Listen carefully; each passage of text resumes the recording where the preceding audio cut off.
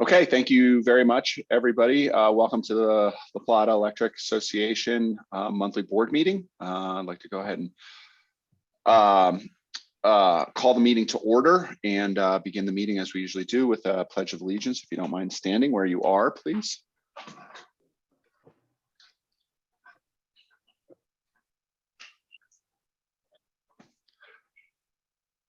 I pledge allegiance to the flag of the United States of America and to the republic for which it stands, one nation, under God, indivisible, with liberty and justice for all. Great, thank you very much. And we'll go ahead and we're going to need to go ahead and begin with an approval of the agenda, but I believe we have a modification to the agenda. I'll move to approve the agenda with an amendment to include action on resolution 22-7 proposed by the Finance and Audit Committee, and to allow for discussion on that in executive session. Great. Bring a second. Rachel seconds. Rachel, thank you. All in favor? I'm sorry, discussion. Yeah. All in favor? Aye. Aye. Aye. All opposed? All abstained? Okay, the agenda is approved with modification as discussed. Let's go ahead and open the floor for member comments and concerns. John, do you want me to give that brief comment statement beforehand? Yes, I do. Okay. Thank you for the reminder. Please do. All right. So the LPEA board encourages comments about the cooperative from its members. The board asks that each participant's comments pertain to cooperative business. Please remember that the board may not discuss or act upon any issues that are not posted on our agenda. Those wanting to address the board are granted 5 minutes to address their topic. Lengthy topics should be submitted in writing, and formal complaints should be filed in accordance with applicable board policy. Please direct your comments to the board as a whole. No personal attacks will be allowed, and the board has adopted policies to provide prompt and equitable resolutions to complaints for its members that are available on the cooperative website. Thank you. Excellent. Thanks, Graham. Okay. Do we have any member comments or concerns?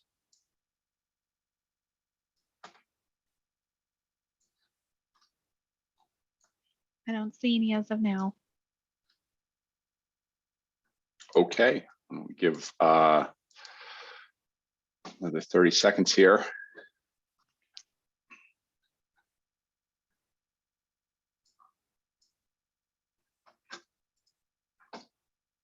Okay, and by 30 seconds, I really meant 15. Thank you.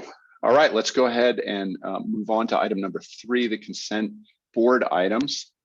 As usual, is there any of the proposed consent board items that somebody would like to pull out for individual discussion? Kohler, go ahead.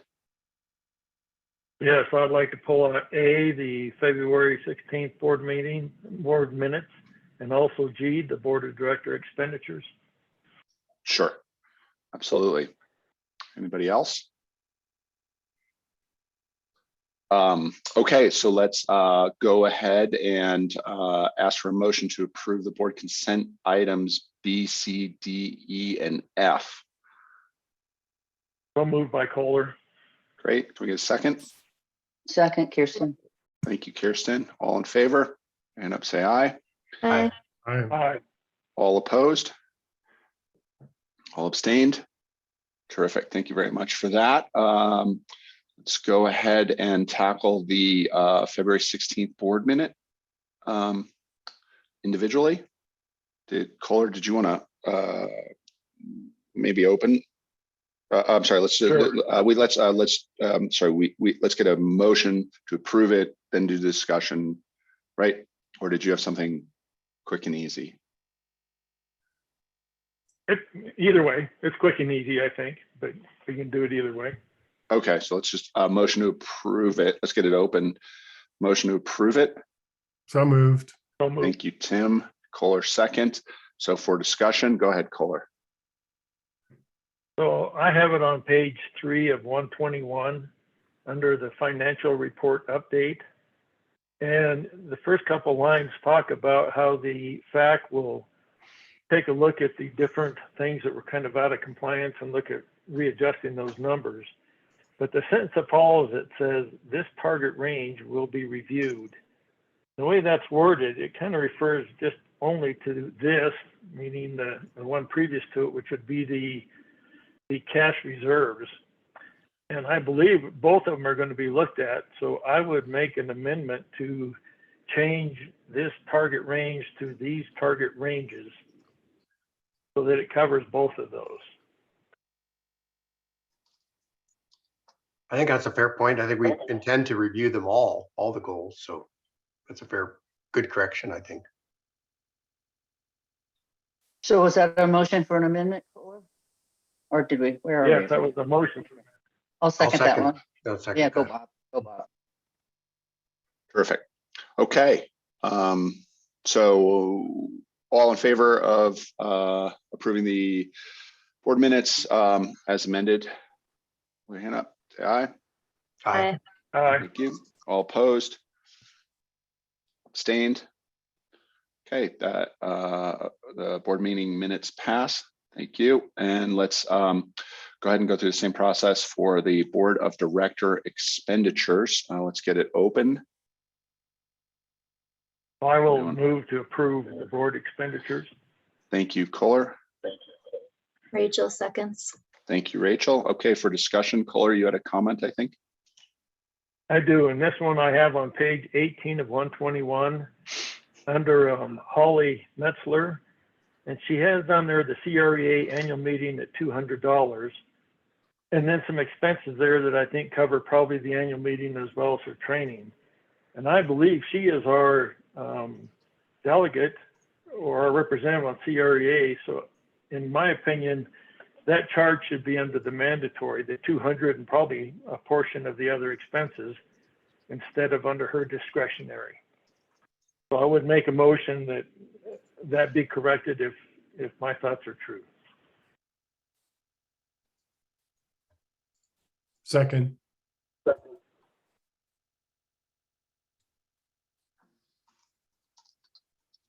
Okay, all in favor? Aye. All opposed? Aye. Abstained? Great. Thank you. All right, so that clears the consent board items. So let's go to number 4, the CEO and staff reports. Jessica, Okay, good morning, everybody. good morning. I will share my screen. Drew, you're gonna have to share it because for some reason my computer is not helping me out this morning. I can do that.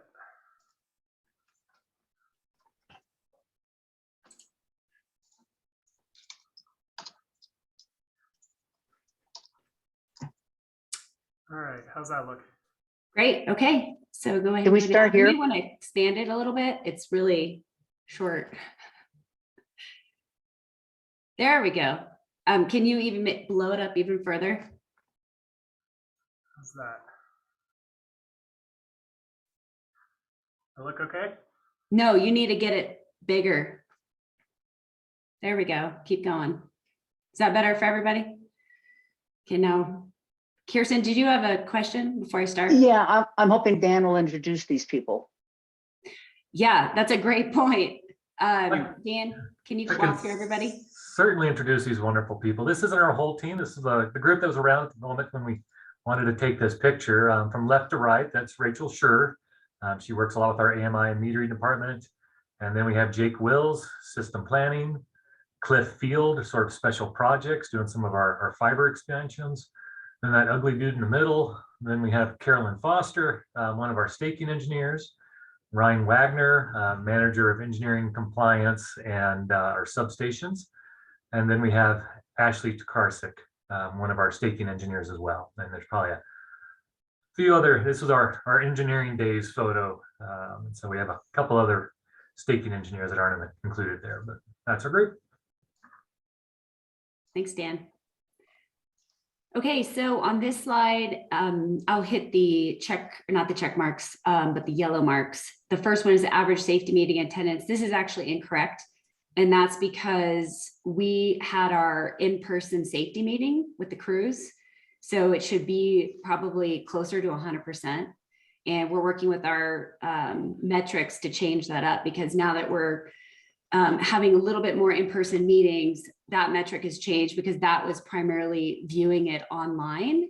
And in fact, Jerry and Garrett had the crews view it at the safety meeting. So that's helpful. And it was actually really great this time because the COSA crews and the Drago crews got together in person. So we continue to build those strong relationships, and it was really fun to see everyone. So Jenny got some great photos of everyone that'll hopefully be in our annual report or on our website so folks can see it. And then I'll let Carl go through the other ones when he gives his financial report, but definitely on the cash reserves, we're within range now. So this was a little before we actually ended the books for the month of February. So I'll have Carl explain those when we get to that. But everything else is a green check mark. Okay. Nice. So I'll just go through a few highlights. That's Monica at our Blood Mobile. So we still support efforts in the community to work on that. Okay, go ahead. Only 2 COVID cases, so we're definitely ramping down. As you remember, there was 15 in January, so only 2 in February. So that's very good. No accidents or incidents. Okay. A little more about this one. That was the OSHA class I mentioned with the crews coming together, and a few of them went to Montrose for in-person occupational safety and health administration classes. So again, getting folks back to training. So that's really good news.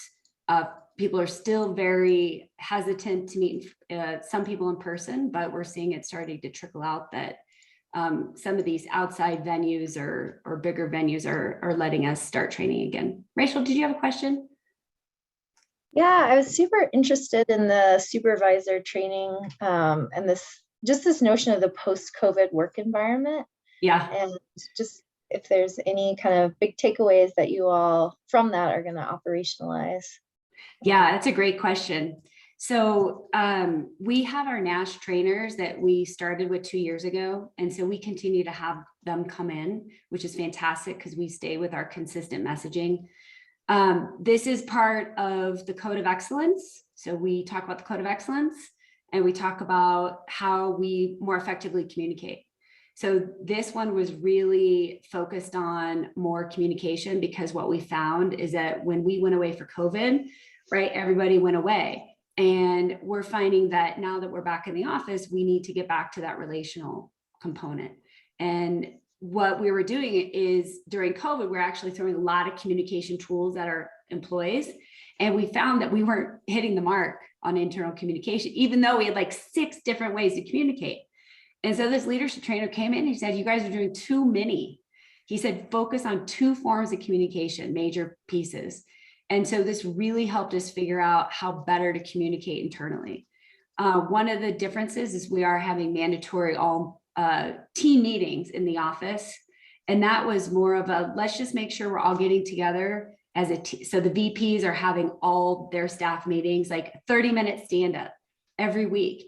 And one reason for that is to be relational, but also to give consistent communication out to employees in a timely manner. So good question. Yeah, it was really exciting. And so we're going to continue working on that and having them come in and help us with leadership and communication. Okay, Drew. Oh, caller, did you have a question on that slide? Yeah, if you don't mind, just a quick one on the UAV inspections with the drones. Is that a contracted thing that you do, or does LPEA has its own drones? No, it's a contract. And actually there's a slide in here with the picture of their hat with the company's name. We looked at doing it ourselves, but Carl, am I correct in that the insurance was just very expensive at the time? Yeah, you are correct. It was astronomical. Yeah. Wow. Good to know. Thank you. Yep. Joe. Yes, on the UAV thing too. Is this a couple questions? Is this the first time LPA's done this with drones, and you know, how effective is it as about seeing defects and things like that? Yeah, great question. Jerry, do you want to answer that one? It has been phenomenal. The inspections that we've done in the past are all from the ground level. These drones go up, they'll take 4 pictures, each covering every angle of the pole, and they give a bird's eye view. Not only do they show defects and potential problems, they're also showing our right-of-ways up and down each line, which has been fantastic. It's pointed out some problem trees that we've taken care of, and it's also found some issues that we were able to fix before this last storm that probably would have caused some major outages. And this is the first time? This is the first time. We did a pilot project towards the end of last year and compared some of these contract companies, and the ones that we're using, their photos are phenomenal, and they actually send the photos to a group of line workers who dissect them and point out problems or issues that they see. And then we'll go through them, organize them, and prioritize. So be a lot more efficient for repairs and those sort of things. So exactly. Great. Thanks. All right, Tim. Yeah, this is also about the drone inspection. Two questions. One is around whether you inspect secondary lines, you know, that come off a pole to a home. And then related to that is a drone came over my property recently, and I wonder if that's one of the LPA ones or something, but there's no way of identification. And I think having some way to identify it, maybe it's a particular colored light or something like that, so that, I mean, you know, it was kind of unsettling to see a drone over my home, yeah, and in my property without knowing. Now, if I knew for sure that was a LPA or something, that would temper my concern. So I don't know how or if that's possible, but I think some way to easily identify it. And then when you send out your alerts, you say, if you see this kind of drone with this thing, it's from LPA. And then the question on secondary. So the secondary lines, we don't inspect them with the drones. The drones are required to stay within our easements and right-of-ways in that aerial space. So since a lot of our secondaries do not have dedicated easements or right-of-ways, it's against the law, so to speak, for them to stray out of that zone. They also have to stay at a certain level. And since the secondaries are at such a low level, they can't get down that low.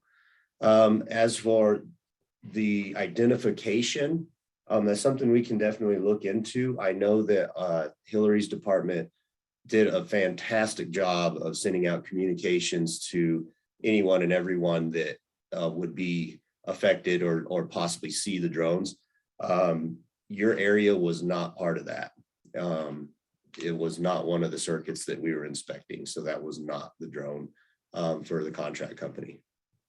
Yeah, I just think, yeah, I kind of figured out after I looked at the maps, but it did bring up that question of identification. And I mean, I've heard stories of drones being shot at and things like that. So, I mean, if it's identified, then at least we're giving it a fighting chance. And also, you know, I think it tempers concern anyway. It's just a suggestion. So thanks much.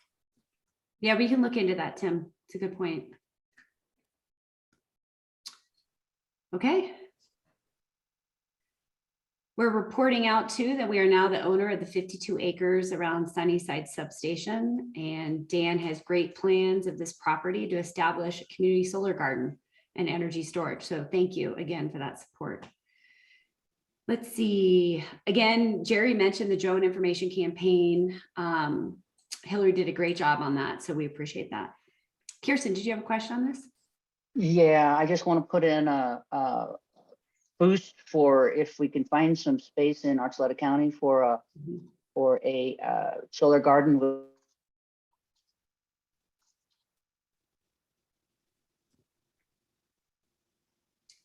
Kirsten, I think we lost you, unless it's me.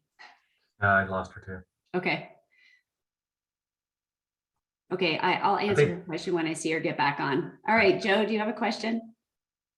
Yeah, I saw on the supporting STEM education and reading that, you had mentioned a while back about maybe having an electricity 101 seminar for new members. And anyway, if that could be squeezed in somehow, I'd still like to get some real electromagnetics. I know nothing, so that'd be great. And no hurry, just a suggestion. All right, that's a good reminder. I'll add that to our list. And Joe, were you thinking for the board or what do you? Yeah, well, I guess any board members who Yeah. would like to attend. Kind of like we did with the new board member training sort of things. Yeah, Maybe I'm sure we Dan's a forever teacher, so I'm sure he'd enjoy that. and then, maybe we could combine that with a tour of the control room, whatever you call the room with all the screens. So anyway, something to. Yeah, great idea. So Joe, we're also going to try to schedule, at least I like to, for the board to come out and watch a pole rescue as well with our linemen. So maybe we could combine that with the tour of the control room. Yeah, that'd be fantastic. Thank you.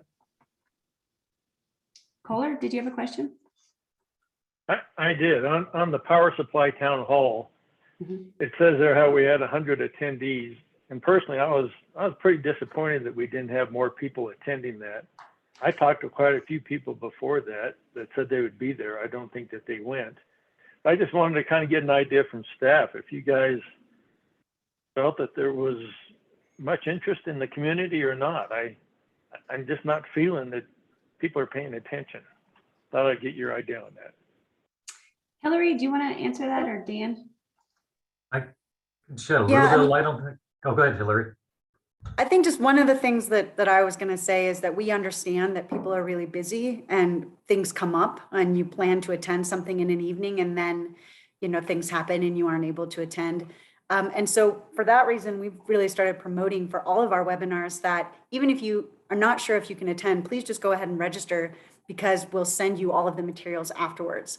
And so after all of our town halls, I do send the full package of materials to everyone who registered, including the slides, the video of the event, and then a link to the Q&A. And I get every time I do those after a webinar, I get probably 10 to 15 emails back from people just saying, thanks so much. I wasn't able to attend. Something came up, but this is really interesting. So, I would just share that tidbit of information. So are you feeling good about the response though? I mean, to me, it seems weak because this is, I think, the biggest decision that LPEA's made since they made the decision to go into Tri-State. I don't know. I just was hoping for more. Kohler, I can tell you that a lot of people watched it off the website. I mean, I've gotten tremendous amount of comments, people that I know weren't on the webinar that commented back, emails. I go up to if I'm at the ski area, people stop me.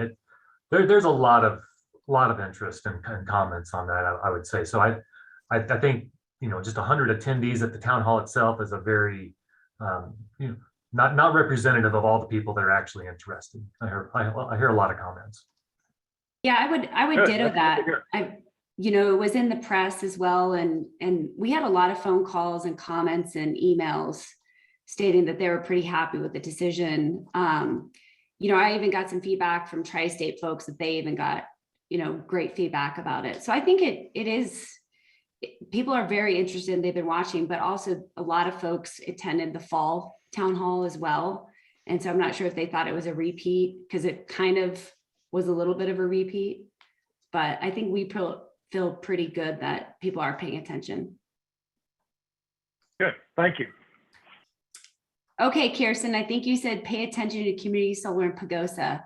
And we did. definitely are. So I appreciate that. And I haven't got back to your email because I've been on travel, but I'll get back to you. We are having one of Hillary's staff, John Kenny, contact them just to make sure that we stay involved with them, because we would definitely like to do that. We'd like to partner on a project. Okay, super. I do have another question on this slide. John, are you still on the topic that we were just discussing, the attendance, or different topic? I'll ask my question. Okay, I'm gonna ask my question. So on the 22 scholarships, so this is college scholarships. Remind me about technical scholarships. It seems like we do something and I don't remember what it is. Yes, we do. Hillary, do you want to answer that one, please? Yeah, so we have 10 different scholarships that we give out every year. And many of those are actually flexible to use in whatever type of institution you would like. 2 of them are specifically for tech vocational schools, the John Volker Memorial Scholarship and the Lineman School Scholarship. And so all of the scholarships we do are at the same time. There's no sort of different time period for different types of scholarships. We do them all at the same time. So the technical are 2 of these 10 are specifically flagged for technical, but it could be more if somebody wanted to. Exactly. Yeah. The tri-state scholarship that they fund and we provide to our members, also the Basin scholarship that they provide and that they fund and we provide. Those can be used at any school, technical or otherwise. Great. Thank you. Okay, John Lee.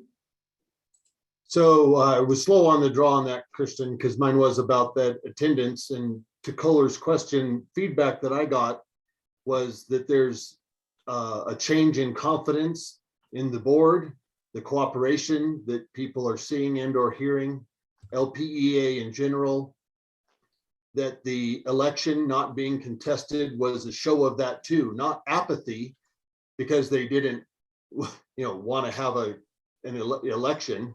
It's that they're comfortable with what they're seeing and come out of meetings and the direction that we're going, and the information flow is satisfactory. Imagine it's not that for everybody, but those were the comments I was getting, and why they're leaving more of that information to the board, because they're glad that we're carrying that load for them. Thank you, John. All right, Bob. Yeah, I just wanted to ask you to clarify a little bit when it was brought up about possibly solar gardens in Archuleta County or community solar, and you said we're looking to partner with them. So I didn't know who you did you mean somebody specifically or just in general? I think in general, yeah, the Pagosa, either the Archuleta County or the town of Pagosa. Because I know there have been ideas in the past since I've started about community solar gardens around the area. And I think we need to talk to the city manager and the county manager about locations as well. Is that what it, does it also need, well, like for instance, the property we just bought, that we will do that when on our own, I presume. Is that true? In Pagosa, we'd buy the property? No, I mean, if you're using the model of like, we just bought that property, 52 acres, and would we partner with a solar installer to do a solar garden there, or would we do that all ourselves? How would that go? Yeah, I'll let Dan answer that. I'll say we have a few creative ideas on that, Bob, but I don't want to let the cat out of the bag right now. I want to chase a few of these down, but we got a few different options on that. So I guess the notion I have in mind is just whatever that model is, if part of it is acquiring some property or something, and then that is a pathway towards some partnerships, that it would sure be nice to see what we could get done on the other side of the territory there. Yeah, right. And yes, exactly. Thank you. Yeah, good enough. Okay, Tim. Yeah, thank you. I just need a little reminder as to what's the process for selection of the scholarships? Who makes that decision and how does that go about? Yeah, that's a good question. Hillary, can you answer that one, please? Sure, yeah. So we announce the opening of the scholarship application every year in December. We work directly with the guidance counselors at all of the high schools in our area and also some of the alternative schools in our area. We do a broad promotional campaign to get people to apply. And then our application process is now fully online. So the students apply. We have an open house that was virtual this year. We had a good attendance at that, where students who are interested can attend and ask questions. And once all of the applications are in, we convene an independent scholarship committee. So our new community outreach coordinator, Carrie Hughes, has been doing that for us. And it's members from across our community that are independent and interested, and they are pulled together and put on separate committees for each of the scholarships. They review them, and then they report back, and everyone agrees as a whole, and then the scholarships are offered. Thanks. And that those committees, do they change year by year, or are there sort of like standing members that have been around a long time? There's standing members that have been around a long time that are just really interested in it and like to continue serving. But every year, usually we have a few that drop off and a few new ones that come on.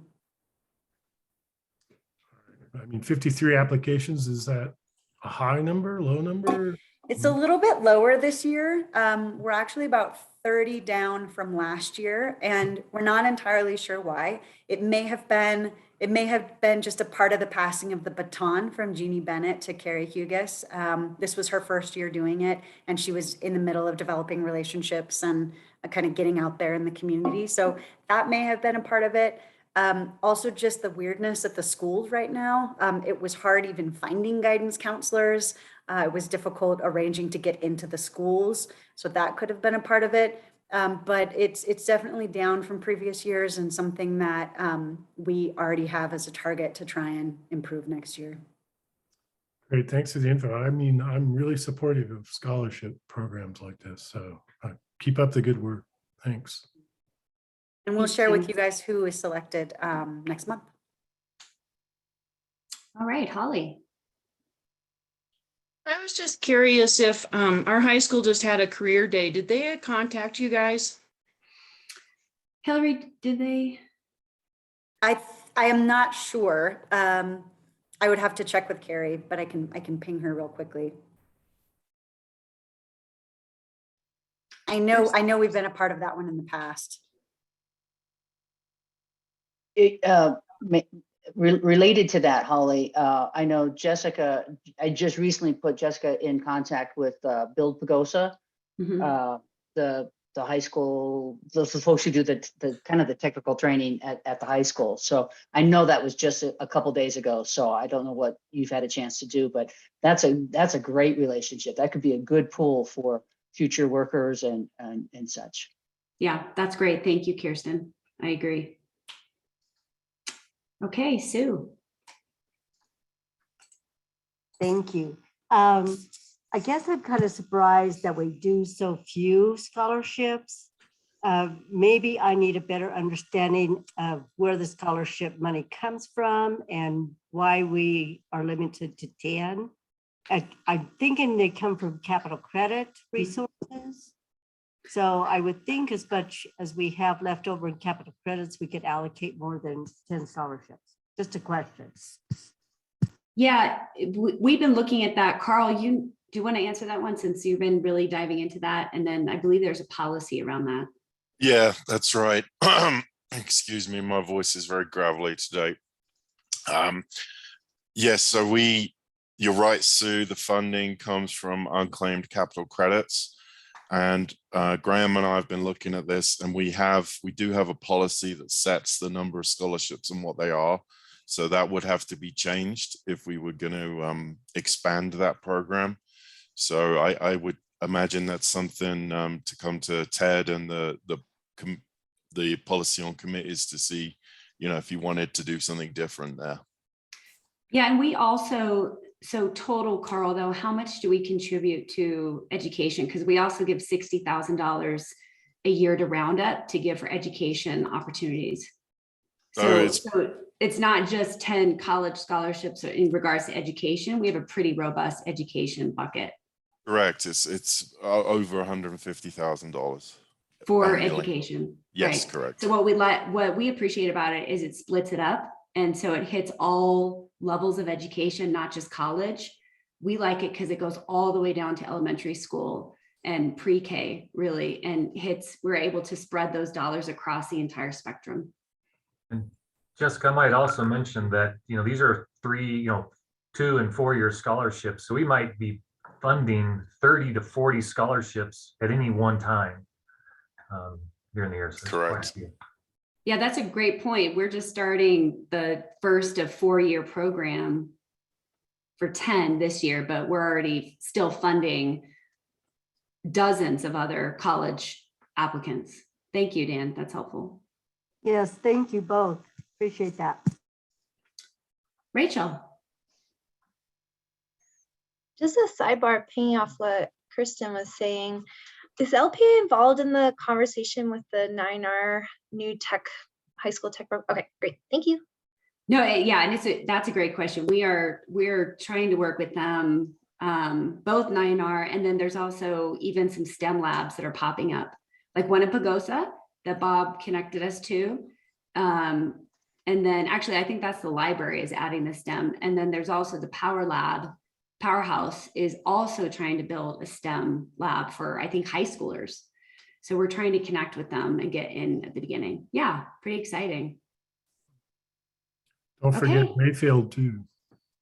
Yes, that's a great point, Tim. Yeah, we're actually trying to make sure we're hitting any entity that is interested in building STEM education labs, we would like to be involved in. So if anyone does hear of anything else, let us know, but we're trying to hit all of Archuleta and La Plata. Okay, Drew, can you scroll down? I think these are kind of repeats, BDP, Animus pilot. Sue, did you have a question on this one? Yes, I do. And actually, I have to apologize because I have not had a chance to really look at the KTRA closely. But, these are good equity numbers here. I was wondering what it showed as far as our rates relative to the other co-ops in the state. I know that's one of our main goals. Yeah, Carl, do you want to answer that one? Yes, thanks, Sue. So we are meeting our goal of having rates lower than 70% of our peers. I know Kirsten had emailed a question about this one as well, so I will try and hit that as well if that's okay. So what these two KRTAs show is how you're utilizing, one, your equity balance, and two, your capital assets. So really for us, that's mainly our distribution system. And the main thing is that these showed not just that we were at a higher rate than we have been for 5 years in how we were turning our asset base into margins, and therefore, and as we know, all those margins will be returned to the members, but not just that we were higher, but for the first time in 5 years, we were higher than the state average on both of those. So it was one thing to note though, is these are still pulling from 2020. So the fact that we're higher than the state average is perhaps more relevant because our margins were somewhat inflated by the PPP money, but pretty much every other co-op in Colorado did that too. But for 2021, although the KRTA report hasn't yet been published by CFC, we know what ours are going to look like. And our numbers for 2021 are very similar. They are slightly lower because they don't have that $2 million of PPP funds, but they are still they're still higher than anything we'd had in the 5 years before that. Okay. Thank you. All right, Drew, next slide. Okay, so here's the hat that we were talking about with the drone. So it's UAV Recon. Is that right, Jerry? I think that's the O. Okay, Joe Lewandowski, do you have a question? Yeah, sorry. Back on the last slide, the Animus View pilot project, just so that's the mobile home park over there on Animus View Drive. It would be great to, if like a little video presentation maybe something that could go up on the website. I think that's such a great project. So I'm hoping we can make a lot of PR hay out of this one. Yeah, we do have plans to do that, Joe. Right now, they're in the final stages of filling up the last slots of the people who want to participate. We're also, ordering parts and doing a lot of the back end admin work right now. But we do have it slated as soon as those installations start to happen to not only produce our own collateral around that, videos, photos, testimonials, etc., but also to invite the media to come and do the same. So that's coming soon to a theater near you. Yeah, just so people can see that, this is doable, and gosh, if you can do it at a place like that, you can do it almost anywhere. So Yeah, great point, Joe. All right, Rachel. And I'm curious as this moves forward, I don't know where this would land. Is either LPA or FERC going to provide kind of technical assistance and support for folks? Just now having been the hot water heater owner with a very high, relatively high electric bill, because I can't figure out from the water heater side, not from the LPA time of use side. Yeah, it's an interesting gap. Yeah, that's a great question. I would assume so, but I'm going to kick that over to Dan. I don't know if you would know. Yeah, I believe that is a part of our contract with FERC on this. But I will double check. It's a good point, because it's definitely not plug and play. Yeah. And Rachel, reach out to us if you need some help. Yeah. And then let us know how it goes, because that's my next purchase. Maybe. Okay, thanks everybody. So we'll move on to Carl's finance report. Drew, good questions.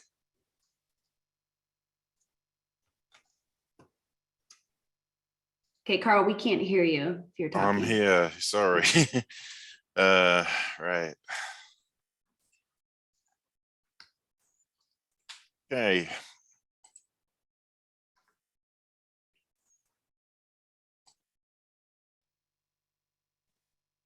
Okay, can everyone see that fine?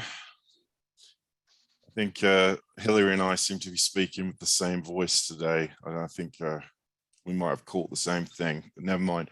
I was tested negative for COVID, so that's good. Just a cold, I believe. All right, so let's look at our February financials. Okay, so we have 3 green ticks, an orange tick, which has come to be customary, and our cross by cash reserves. So in terms of our operating results, they were very strong in February, mainly driven by sales. As you recall, and I was given a reminder of it this morning when I walked my dog. It's rather chilly, and it was so with that major storm. So usage was higher in all of our major rate classes than we had budgeted. So that would be residential, smaller commercial, and our industrial members all used more than we had anticipated because of those cold temperatures. So we were most of our increase in margins was down to sales.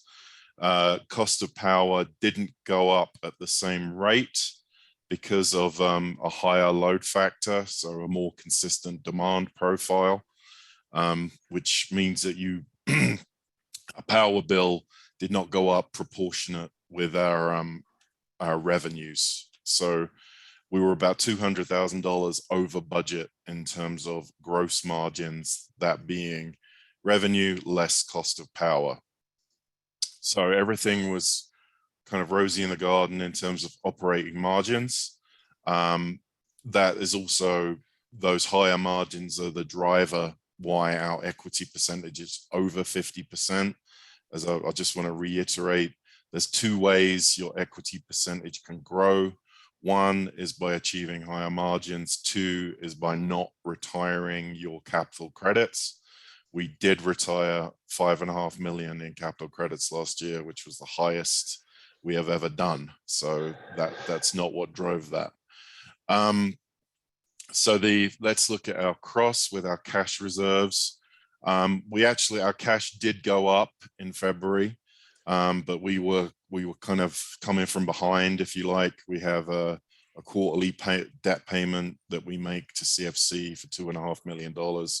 We also had a major capital credit retirement go out for $2 million early in January. So we're playing catch up somewhat. There was also that land purchase that we referenced. But as Jessica mentioned, although on February 28th, we were at 14.1%, as of March 16th, it is around 17%. So we're back into the board approved range as of today. All of the other balance sheet metrics in terms of long-term debt and debt service coverage were also met with room to spare.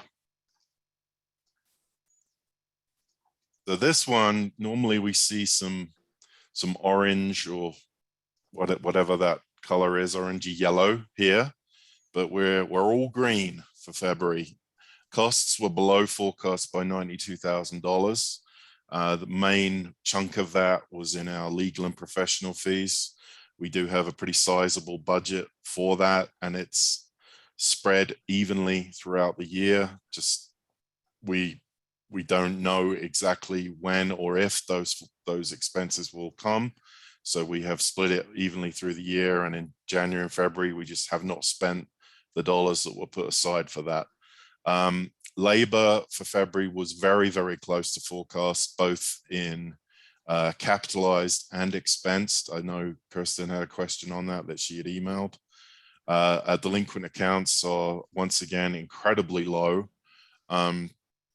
I know as of today, we're actually about 0.03%. I mean, that's not something I'm alarmed about, but there is a slight increase. But when you're looking at, $2,000 or $3,000 on a book of several million, that's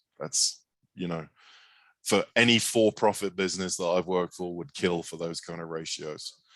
And once again, we can see that our electric sales in terms of kilowatt hours and in dollars were above forecast significantly in February. And the end result is an operating margin that's $324,000 over forecast for February. If we want to break that down, we've got the 199 from gross margins, 92,000 from controllable costs, and the 30 or so that's remaining is a combination of depreciation and long-term interest. We have not yet drawn down on our loan for capital expenditures, but I anticipate that we will in the next month or two. So that interest expense will start to jump up somewhat, but not hugely. And I think that's all I have for you. So any questions on this month's financial statement?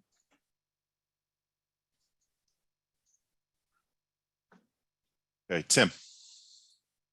So on, I think it's page 52, 112, it's the balance sheet essentially, comparative balance sheet.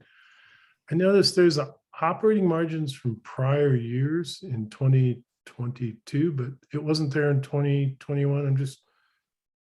I don't recall seeing that kind of notation before. I was just curious. Okay, so what that will be there until it is actually allocated to the members. So it will disappear and move up, and we don't do the allocation until after the audit report. But it seems larger than just from the previous year. Is that multiple years? Let me look at that. Sorry, I probably should ask that at the next FAC rather than catch you on this one. So the prior year, $7.2 million. Yeah, that was our total margin, operating and non-operating for 2021. Okay, so it's both. All right. Yeah. Okay, thank you, Carl. No worries. I've got Cola. Yeah, thank you, Carl. I have this on page 47 and 121. It's your financial highlights. And in that paragraph, that's the balance sheet and cash. The last lines are talking about the work in progress and also the contribution and aid. Would you mind just elaborating a little bit? I get really confused on those and kind of explain what you're saying there a little bit. If you wouldn't mind. So yeah, that's two balances combined, and one is projects that are not complete. So they're still in that work in progress state and haven't been, the work order is still open, so that they sit in that space. And there's also a credit balance, which is the total of amounts we've received from members for contributions in aid of construction to their property, their business, whatever it is that they're doing. And generally the work in progress will be a bigger number than that contribution in aid. And you'll see a positive number in that space. As it stands, we did have something of a delay with closing some work orders when obviously our dear friend Brandy, who passed last year, that was her key responsibility. And now that's Sandy has now transferred from billing and is taken over that role. And she is going great guns in getting her work orders closed. So as of today, for the first time since I've been here, that balance was less than the contribution in aid. And hence we get to this negative balance, which looks rather funky. So Monica and I have talked, and we think it would make more sense to split those out going forward, so you can see both of them rather than seeing how are we negative in what we're building for our members. That doesn't make sense. Does that make sense, Carla? It does, and I would encourage to split them up too. I think it would make it easier to understand. So I appreciate your thought on that. And I have one other question for you, and this is on page 49 and 121, the statement of operations.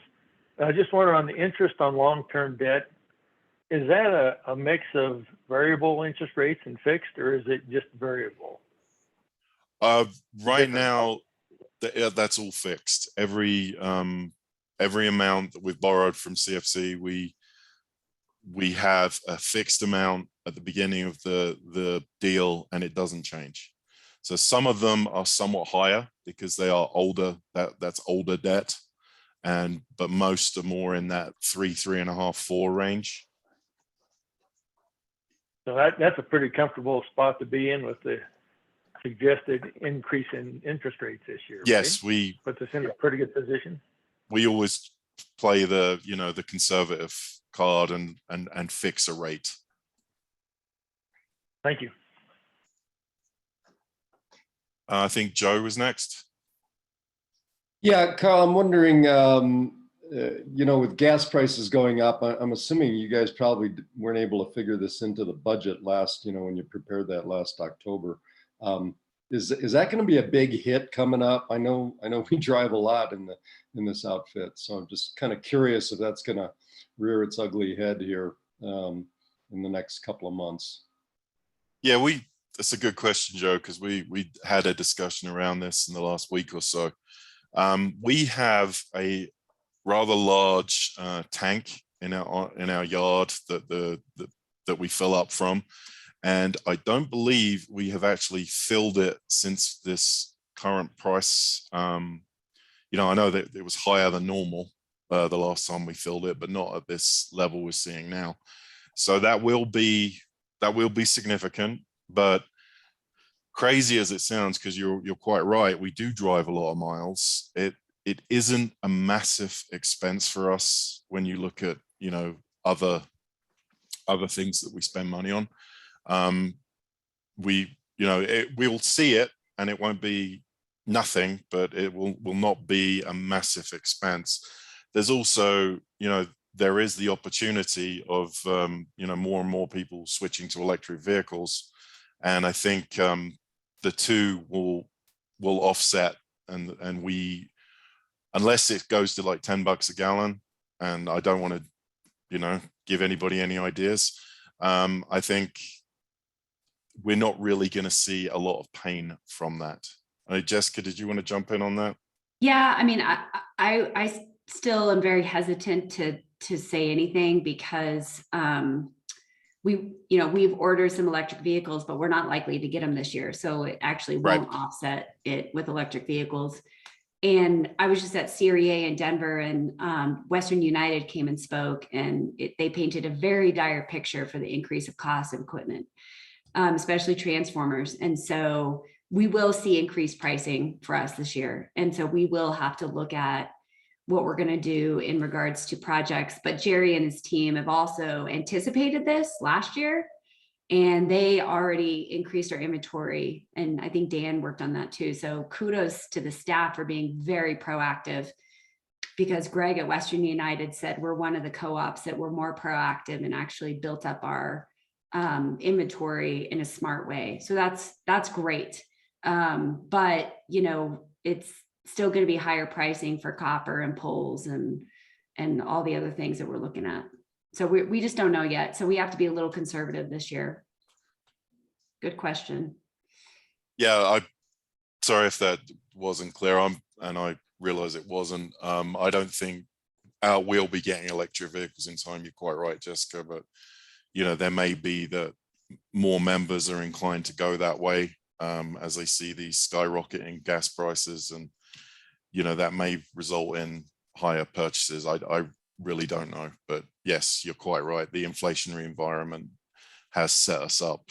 It does pose challenges, but as Jessica rightly said, if you look at our inventory as it stands, we are higher than the normal. We're around $2 million in inventory, and normally you try and keep as low an inventory as you can get away with, but that is not a prudent approach right now.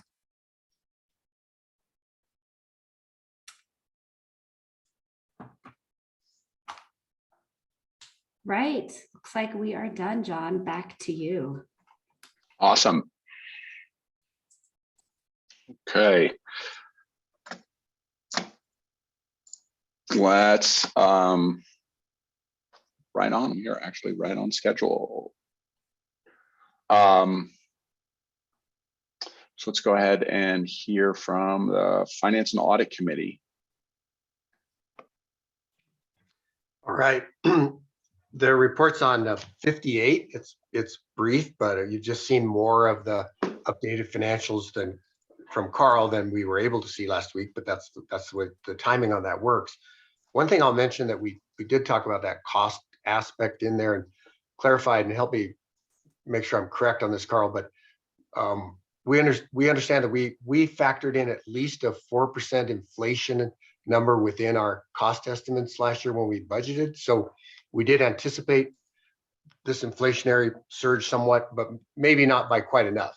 And so the fact that we stockpiled inventory and those kind of things is probably our hedge against being hit by inflation too hard. But I think that's right, Carl, right? That we said 4% in our planning expectations, and maybe it's going to be a little higher than that. We already see that rolling through. Yeah, that's correct, Bob. We looked at between 4 and 5 on a number of different items, but yes. So I think just the commentary of, we used to teach just-in-time inventory as a way to manage your cost back when I was a consultant, and now we teach just in case. And so you don't just order it and don't hold inventory, you get a lot stacked in there. So just in case sounds like what we've done a good job of doing. So we saw those numbers, and the healthy margin numbers are really significant, but they also play into the fact that they've exceeded our goals significantly, and we're going to review, to the point Kohler made earlier, we'll review all of those goals. So everyone should either attend the April meeting or chime in, because we'll review all those goals and come back to the board with a recommended reset if necessary on any of those. You'll see a detailed report on cost of service that we saw the major changes from the initial report in January. So you'll see the final report on that, and lots of good things to come out of it. We're also proposing a resolution that we'll talk more about later, and we'll talk about the details of that in executive session. At next month's meeting, we're also I've asked Carl also to we need to see a snapshot of unclaimed capital credits. We haven't seen that in a while. And, Carl being new and just kind of getting in the system of things, that's a pretty significant chunk of money. And as Jessica mentioned, $5,000 a month goes to the education part of Roundup, and scholarships come out of that. But it also has tended to accumulate over time. And so we want to at least get a big picture view of where that sits. We also used to annually do something we call special projects, where we peeled off a chunk of that money and asked Roundup to decide where to go with that. But we haven't done that in a while. So I think it's kind of a good time to, in my opinion, have kind of a reset on what's there and how should we use it. You might remember, if you've been on the board for a while, that we supported the expansion of the geosciences facility at Fort Lewis to the tune of somewhere in the couple $100,000 range over a period of years out of that unclaimed capital credits back 5 or 6 years ago, when it had built up quite a balance. So that's the way we use that, and it's a good time to take a snapshot and a step back and see how we want to use that going forward. So that's a new item we'll add to the agenda next time. I'll just comment too that we used to worry a lot about MDSC and O-tier and tier and those numbers being really close to the margin requirements on our loans. And as you see those in Carl's financial report, they far exceed those numbers now. And it's due to those really healthy margins and, overall health of the business. So that's a good thing to say about our leadership and our financial management.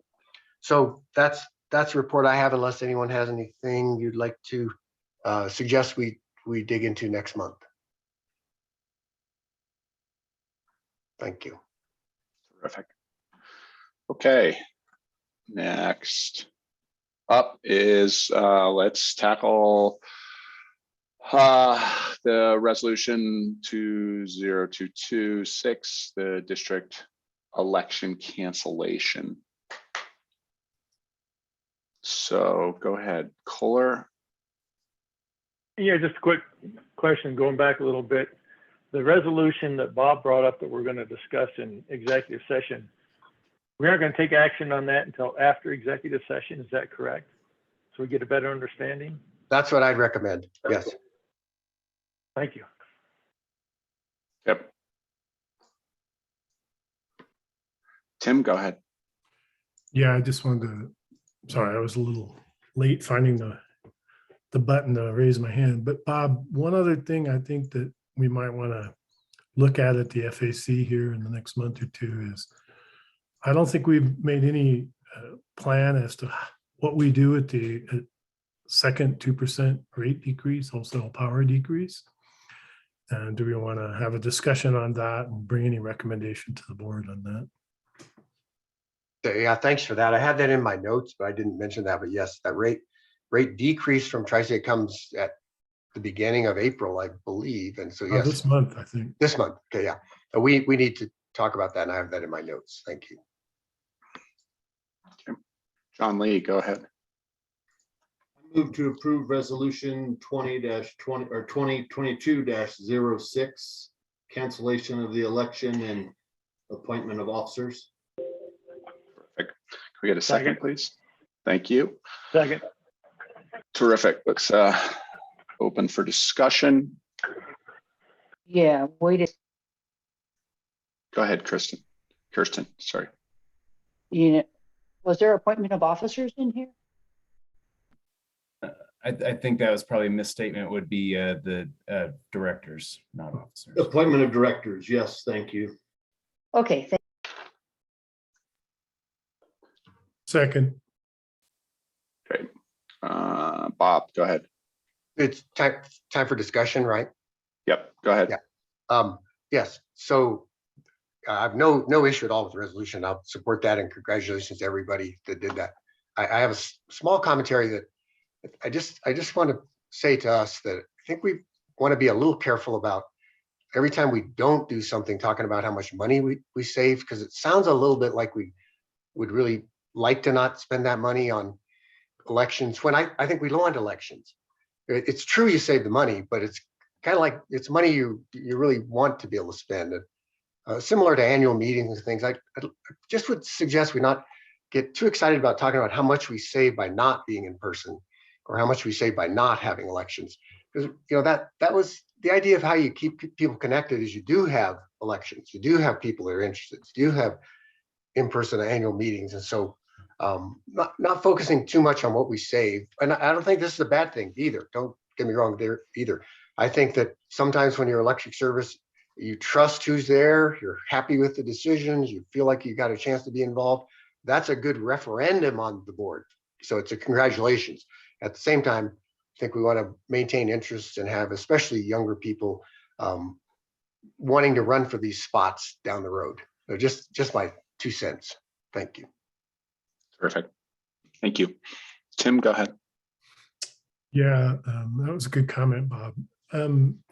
The other thing is that we don't have to have director elections, but I don't know the time frame for any kind of like bylaw or any other kind of issue that might come up that needs a vote, and whether or not, I guess maybe Graham, you could give us a little bit of information as to whether or not that's still a possibility or could come up. Under our current bylaw scheme, it is a remote possibility. We have our bylaws allow for that to be done within 45 days before the date of the annual meeting. That's when the notice needs to go out. We would need to have a petition with approximately 4,000 signatures on it. If that was going to happen, don't have any indication in the community that there's any petition circulating with anything like that. But under our bylaws, if members wanted to bring that to our attention, they would need to have that in before the end of March with over 4,000 signatures on it. Great, thanks for the clarification. Terrific. Okay. Any further discussion? Okay, all in favor? Hand up, say aye. Aye. Aye. Aye. All opposed? All abstained? Terrific. Motion passes. Thank you very much. Onward. All right, it's break time. So it is 10:13. Why don't we be back here at 10:25? So get 12-minute break. Okay, we'll see you guys in a bit. Thank you.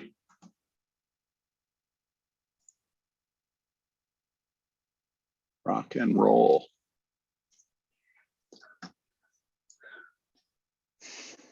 All right, so we are on to the COSA presentation.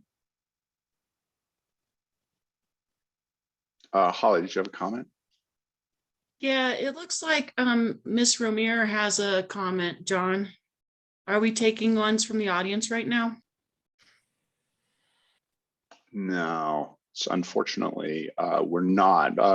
Perhaps she can email you offline, and if you want to bring that forward. Sorry, sort of the rules. But yeah, ask her to email you and directly, and if you want to bring it forward, we can do that. Otherwise, we're happy to field the question offline. Thanks. Okay. Jessica, who is driving this? Sorry, yes. So Carl is going to lead this with Dan, and we have our consultants online. So Carl, you are up. Thanks, Jessica. So you'll see Gail Tabone and Russ Schneider have joined us from EES, who we've been working very closely with Russ and Gail on the cost of service analysis. Dan's team and my team have been the primary contacts with them. So I don't know if Gail or Russ is going to go through a presentation, or I think you guys tag team that. But we have a couple of introductory slides that we'd like to go through real quick, just to set the scene for you guys. But welcome, Gail and Russ, and I'll hand over to you shortly. Sounds good, Carl.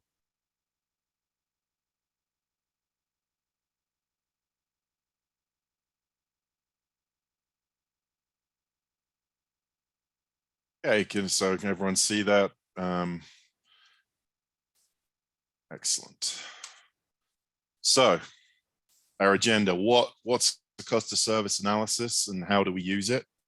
Then we'll be handing over to Russ and Gail. And then I think, Dan, you had planned to conclude with the next steps piece. Excellent.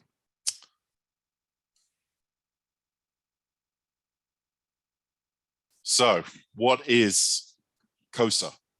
Well, it's easy to say what it's not. It's not a rate design. It's a tool to give you a basis point for rate design. It looks at what you're doing now, how your costs are being apportioned to your various members, and whether this is being done fairly and accurately. So it provides you, as we say, a valuable insight on how to develop cost-based rates. Looks at every expense we have and assigns them to the various rate classes. So to explain what's a rate class, it's a group of members with common characteristics that drive expenses. So how do we use that information? So as a cooperative, it's part of our mission that, and our, it's really the law that we treat our members equally. We treat them fairly, and that they should contribute as much proportionately, that is, to the margins, to the working capital of the cooperative. So what a COSA does is look at each of these rate classes, which are the similar members, and look at what their expenses are related to these key criteria: customer related expenses, obviously energy, and demand. And this will tell us how we should recover those costs from the member. And this will tell us what should be a fixed charge on a bill, what should be a demand charge, and what should be, the pennies per kilowatt hour charge, the energy charge, as we call it. It helps us gain insight on what really drives these costs for each of these rate classes.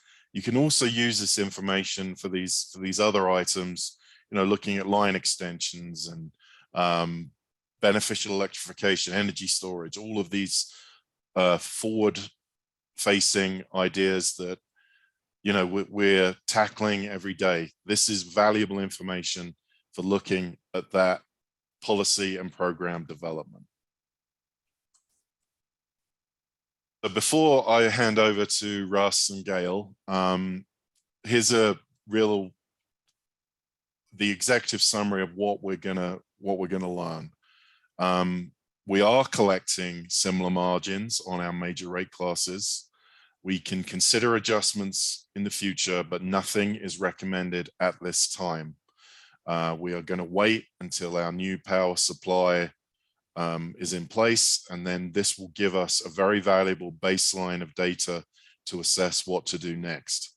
We can also use the data for looking at program development and planning between now and then. And that's the end of my introduction. So I'm going to stop sharing, and Thanks, I will Carl. be handing over to Russ and Gail from EES. So take it away, guys. Thank you. Yeah, Gail is going to do a brief introductory part here, and Gail, I'll try and get the slides up on the screen for you.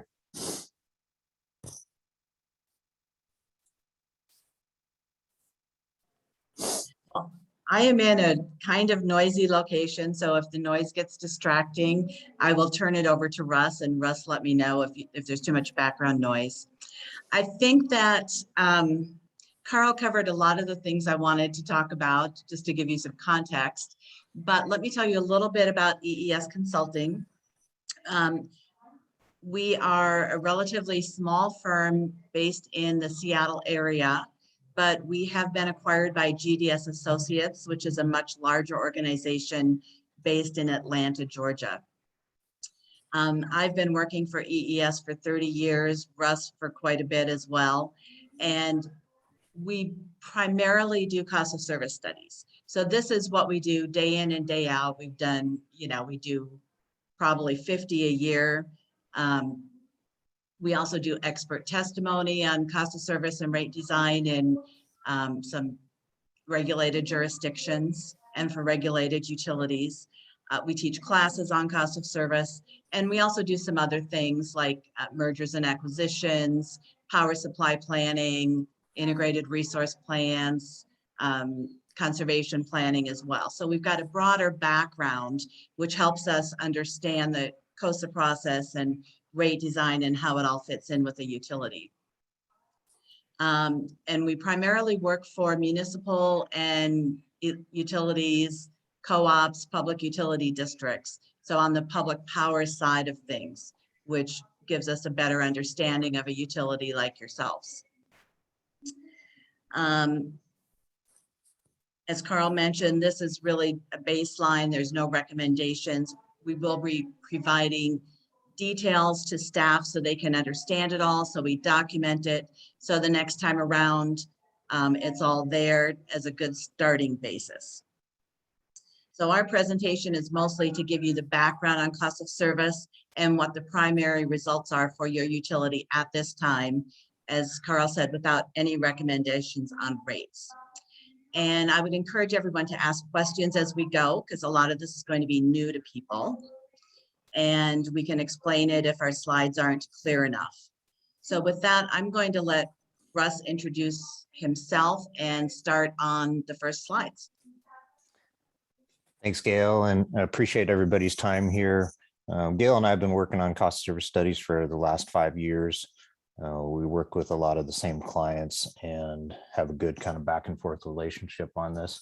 I would say introductorily, I've been doing cost of service for probably 10 years prior to joining EES at a co-op level. So I've done a lot of work for co-ops across the country. I currently have co-op studies going in Michigan, PUD studies going in Washington and Oregon, a fair amount of capital cooperative work as well. We also do a little bit of investor-owned work, but really our focus is public power and more of the cooperative.com kind of space of rate making. So we definitely do have the focus of, your members are your owners and making sure rates are fair and equitable for them. So I'm going to go through, I thought Carl did a great job of giving you kind of the basics here on why you do a cost of service study, what the results mean for you, how you can use them. That was good, Carl, so I appreciate that. I'm going to go through some graphics that help us kind of explain that same thing. This is a common kind of diagram we use of the rate setting process. And there's some rate setting terminology that is common in the industry. The term revenue requirement is typically what we use in rate settings for your budget or the revenue that's required from rates to meet your financial obligations, future capital credit retirements, all that stuff that you need to do every year to fulfill your fiduciary duty as a board and as management. So really step one there's a lot of effort looking at your budget and your power cost projections, your historical billing from Tri-State on what you've been billed for demand and energy over the past test period. Then, step two is really what we just did here, is a cost of service study that we completed earlier this year. We got, I think, the last data we needed right around Christmas time. And then we've been kind of working on refining the results with staff and kind of settled the model in February with a few kind of rate design adjustments after that. The third step here on rate design. So Gail's going to talk a little bit about what you guys might think about for the future for rate design. And we do provide all these unit costs, which are the starting point for rate design. So you'll have those results. Typically, folks don't move all the way to unit costs in one step. So, we'll talk a little bit more about how you use those rate design unit costs later on. And then step 4, you aren't really doing step 4 here. As Carl and Gail mentioned, you're not implementing new rates this time. You've kind of done a thermometer check on how your current rates are compared to your costs. And there are some unit cost indications that you need to think about for the future. Feel free to jump in and ask questions. Oh, I've got a hand. Go ahead, Rachel.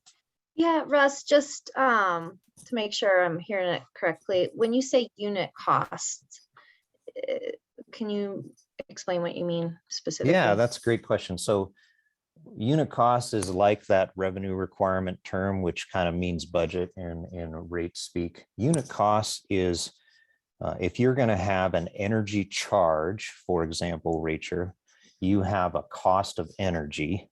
So what we do is we calculate that energy cost to La Plata and we compare it to the energy rate that you charge. So we have a unit cost for energy, and then we have a unit cost for capacity or demand, and then we have a unit cost for customer related type things. So those are the 3 kind of unit costs that are the primary outputs. Go ahead and follow up if that didn't make sense. Good. I think, yeah, got it. It was like cost centers. Yeah. Thank you. I appreciate the question. Any other questions before I move on? Okay. Yeah, Tim has a question. Yeah, go ahead, Tim. So where's transmission costs fit into that? So we do separate in the cost of service model by transmission and distribution costs. And so we have those detailed unit costs that we provide to staff in the model. But typically the transmission costs are part of your demand cost because it's a capacity related cost. Transmission billing is typically on a capacity component or kind of the highest value that you use that transmission capacity for. So that tends to feed into the demand component of the unit costs. Go ahead, Tim, if that didn't quite scratch the itch, let me know. Just to make sure I'm understanding that correctly. So the energy charge that energy related costs that you have is purely, it doesn't include any of the transmission cost. That comes out purely in, I guess, production demand?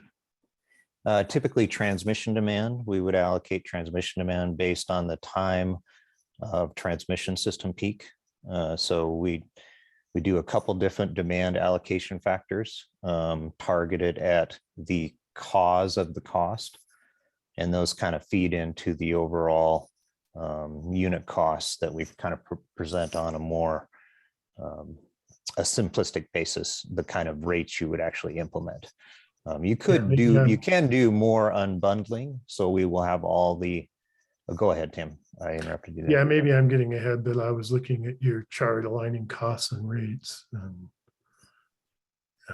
There's a pie chart that has 4 expenses and then 3 rate revenue kind of. Yeah, that's fine, Tim. No worries. I'm trying to simplify, I guess, as well, and understand within that those 4. Let me hit that again, Tim, when we get there. And I see Carl wants to make a comment. Why don't you go ahead, Carl? Sorry, Russ, just very quick one. Would you mind doing like the slideshows just so it's a bit bigger?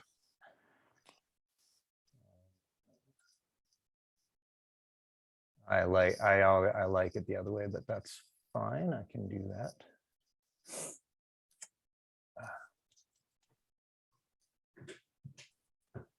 From current slide. There you go. Is that better for you guys? Carl? Yeah, thank you. Okay. Okay, guys, I don't see any other hands other than Carl's, and I assume that was his comment. Yeah, sorry.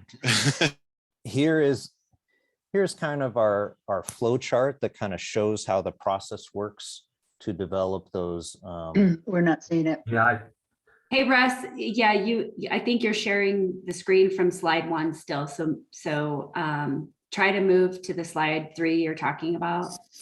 Because I think you shared, there you go. Now we see it. Okay. Okay. But I think you're back on slide 3. You're showing slide 4 now. There you go. Okay. So you guys back to where I was here. Sorry about that. I'm used to doing Teams more than Zoom, so I'm a little more comfortable with Teams. So this flow chart kind of talks about how that works. We take all those costs. So think about the revenue requirement of the budget. We functionalize them. We decide if they're transmission, if they're production. So Tim's question about transmission, then we have distribution, and then we have other, which is typically a customer related or some special assignment. You guys had a couple of those type of items when we worked through the study. And then we take those and we classify them as being demand and energy related. So to the question about a unit cost for demand, you can see there's several blocks here for demand.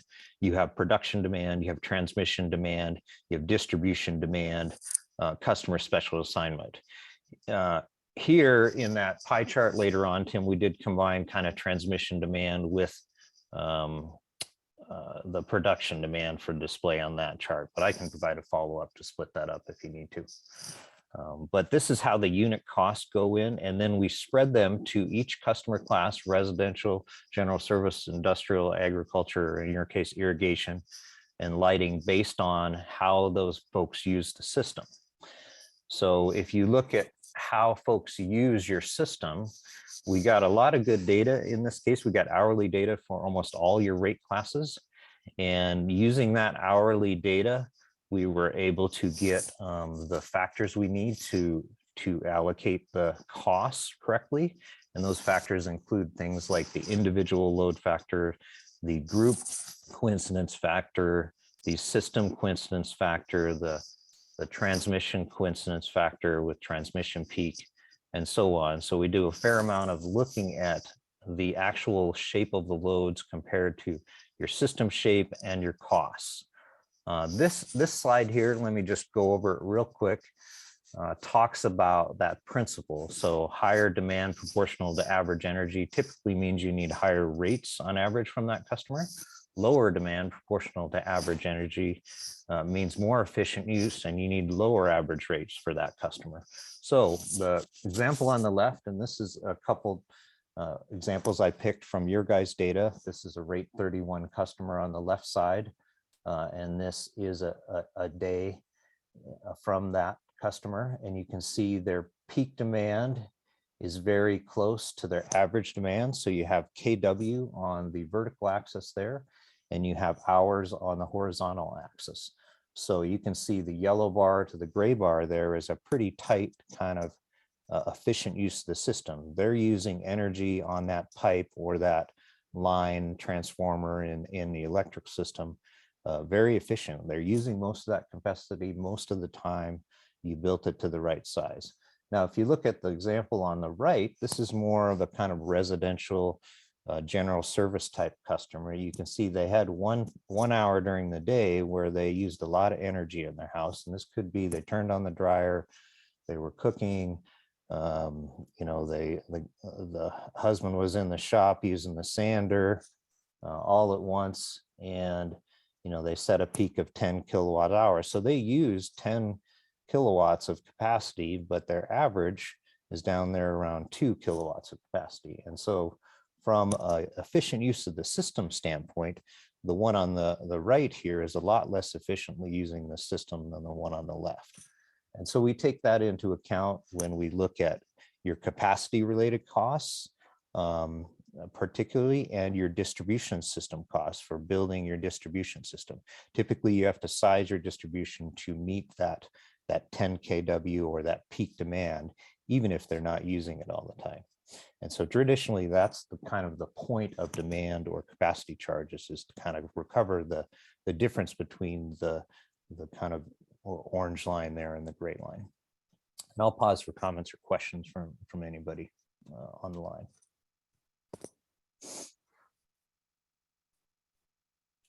Hearing none. Okay, this is what it looks like for La Plata as far as your rate revenues compared to your expenses. On the left side, you're seeing getting 75% of your revenue from customers in the form of energy charges, whereas your energy related costs are really only 36% of your costs. Your demand related revenue or demand charges that you have are getting 12% of your revenue, whereas your demand related costs, and here I split between power demand and distribution demand, so you could kind of have the power supply portion separately. 29% of your demand related costs is from your power supplier. So that's the capacity charges you get from Tri-State for both power and transmission to deliver wholesale energy to your load. Whereas the other 18% is really kind of thinking about your distribution system, how you built your distribution system to recover costs for that. So if you think about just the distribution system component here, you can compare kind of the 18% to the 12%.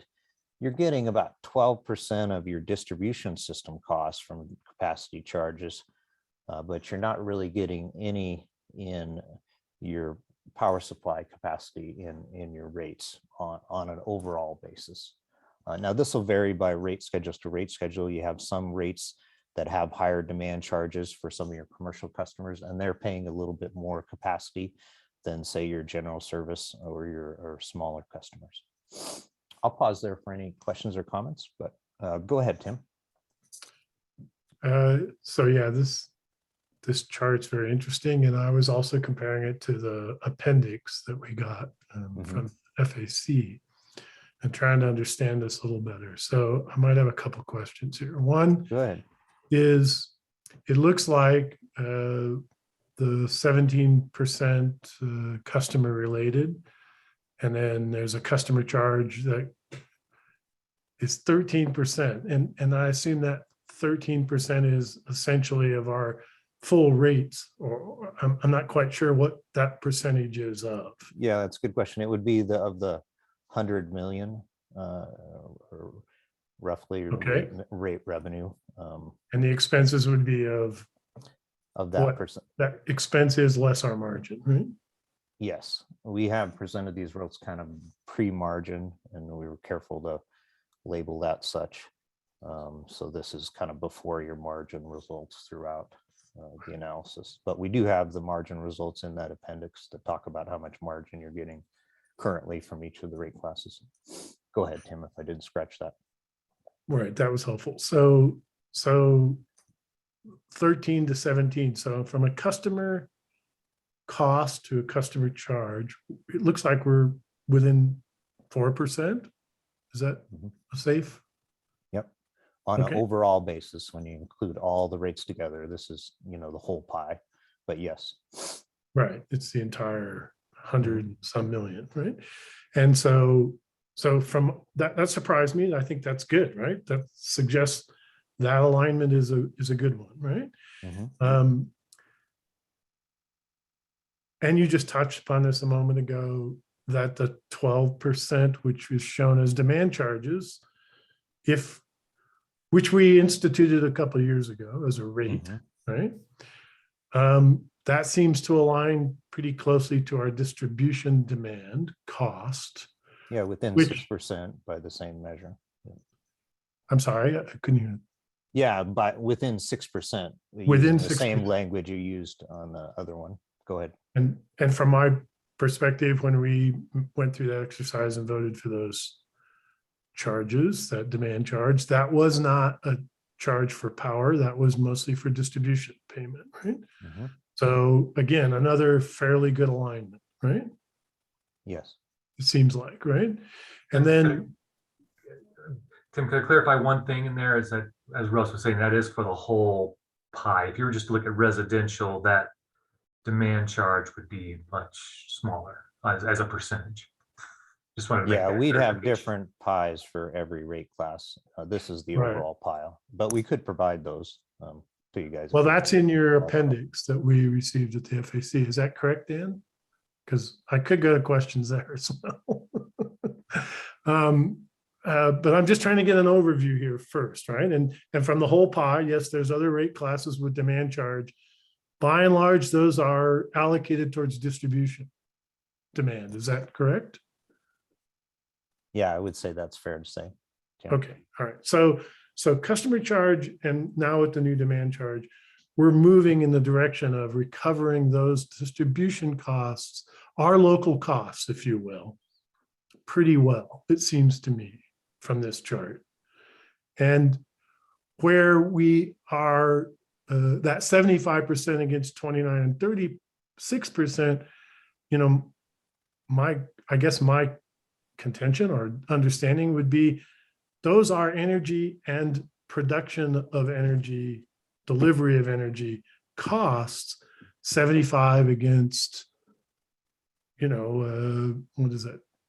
65%. Is that correct? Roughly? Yep. Also a fairly good alignment. So if we, you know, I just think that 75% sort of suggests we're getting all this revenue for costs that aren't necessarily in that. But if you take the 29 to 36 power and energy related, which is a blended rate that we pay to Tri-State at the moment, right? Well, no. Oh, go ahead, Tim.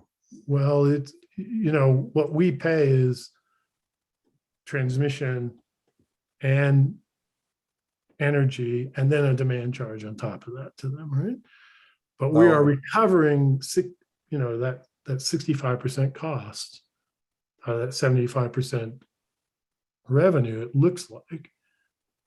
So it doesn't, I'm just trying to ensure that I understand this correct. Yeah, so some good points there. I would say that we did look at 12 months of Tri-State billing for the same period as the 12 months of automated meter reading data, AMI data, and it does include a large portion of capacity related charges from Tri-State, both on the transmission and the power side. And I think maybe Gail wants to make a comment. So why don't you go ahead, Gail? Yeah, I just wanted to point out that within the energy charges, for some rate classes are on-peak and off-peak energy charges. And so the fact that you've got 75% in energy doesn't really reflect that part of it is on-peak and off-peak, which is a further complication. And so so those classes that have a time of use rate, the on-peak charges represent part of the demand related cost as well. Right. And I guess my point from kind of taking this top level view is that our revenues are pretty closely related to the overall, to the costs that you've broken out here. That the energy at 75%, that's roughly a 10% overage from the cost associated with those energy charges, right? That gets utilized on the other components of distribution demand and customer related, right? Is that fair to come to that conclusion? Yeah, so I guess my response to that, Tim, would be if, you know, as you guys are working on power supply down the road and say in 2 or 3 years, your next power supplier was able to provide you a melded energy only rate, and that would, you know, reflect kind of charging energy charges. If they're doing on-peak energy, like Gail mentioned, that would align well with your on-peak charges. But, you know, currently you are getting those capacity charges from Tri-State, and they are demand related to the peaks on your system. So that's how we reflected them in the study results. But going forward, you could end up being in a position exactly like you've described, I think, Tim. So maybe that's where you're going with that. I'm not totally sure, but yeah, go ahead. It wasn't looking forward as much as where we are, to be honest. And where we are, I'm observing that we have aligned our revenues pretty well to the costs and the classifications of that. And Yeah, overall, that's definitely true. all right, perfect. And so I want to give a kudo to the staff who have brought this kind of forward. And we're not being surprised here, in my opinion, with charges that are not well aligned or thoughtfully aligned with the costs associated with it. And at some point, I don't know, I don't think this is maybe the time, but in the various breakout, the table of comparison of current rates and COSA unit costs in the appendix, which I only had a brief moment, a short time to look at before we went in the FAC. But when I've taken some time to look at it again, I have other questions, but I think that's going to bore the heck out of everybody else. So I'll park that and maybe come back to Carl and Dan with that later. Thanks. It's up to you guys. I do see a couple other hands up, so maybe we should yield the floor, Tim, to a couple other folks, if you don't mind. Why don't we go? Looks like Kristen Winter. Sure. Kirsten or Christian? Yeah, Kirsten, thanks, Russ. sorry. Go ahead. Why don't you go ahead? Yeah, Tim, would you please help me understand how you're interpreting this? Because when I look at this, and I know that this is a smush together of all the classes, and this isn't as helpful to me as the later on chart, which breaks out the classes. But when I look at this, I don't see that we're aligned with our revenues and expenses. But you went through you went through a way to get there that I'm not sure I understand. Could you help me with that, Tim? Okay, so the expense, taking the expense side, that pie chart, right? The black one, the 17% cost against a revenue that provides 13% of that, right? So there's a 4% difference there. To me, that's fairly closely aligned, right? We're not over or undercharging, we're undercharging a little bit for customer related costs. Similarly, distribution demand, which is the 18% in gray on the right side, is fairly aligned with the 12% rate revenue in the orange, the demand charge, which we implemented a couple of years ago for residential, which had not been there before.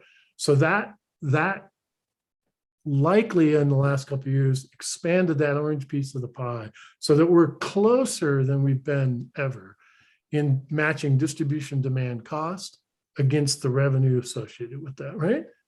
So yeah, we're off a little bit, but we're pretty darn close, I think. And if I think of, say, Holy Cross that has no demand charge for distribution, they're going to be in a very different situation than we are right now, right? And then when I look at the 36%, which is in red, and the 29%, which is in gold, those are broken out as costs between demand and energy, as delivered, right? The produced and delivered, right? If you combine those two and say they're covered by the 75% of our energy charges, you're only 10% off there. So from my perspective, that's pretty good alignment. We're not necessarily burdening all of our rates are not paying significantly out of whack by high energy charges for things that are not necessarily related to energy, like customer and distribution demand, right? Our own costs, the ones that we control right now. We don't control very much at all the energy or the demand, the transmission demand, and we're not overcharging on that level to an extent that we can't cover our own distribution costs. That's the way I see it. I think that's a good picture. I think this is a good picture. Can it be improved? Perhaps, right? But by virtue of expanding our distribution demand, we ended up with a much better allocation of revenues to associated costs. That's my view. I don't know if that helped or not.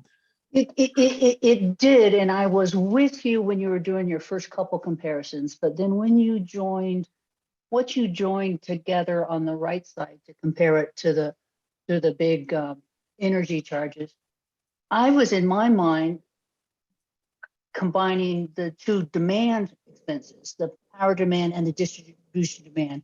I know that we don't have as much, we don't have control of the, well, we do have control of the transmission demand. And we're trying to flatten that so that we have a really very high ratio of when the electricity gets used. So I'm interpreting it, and I'd be interested to hear how, Russ, you do this.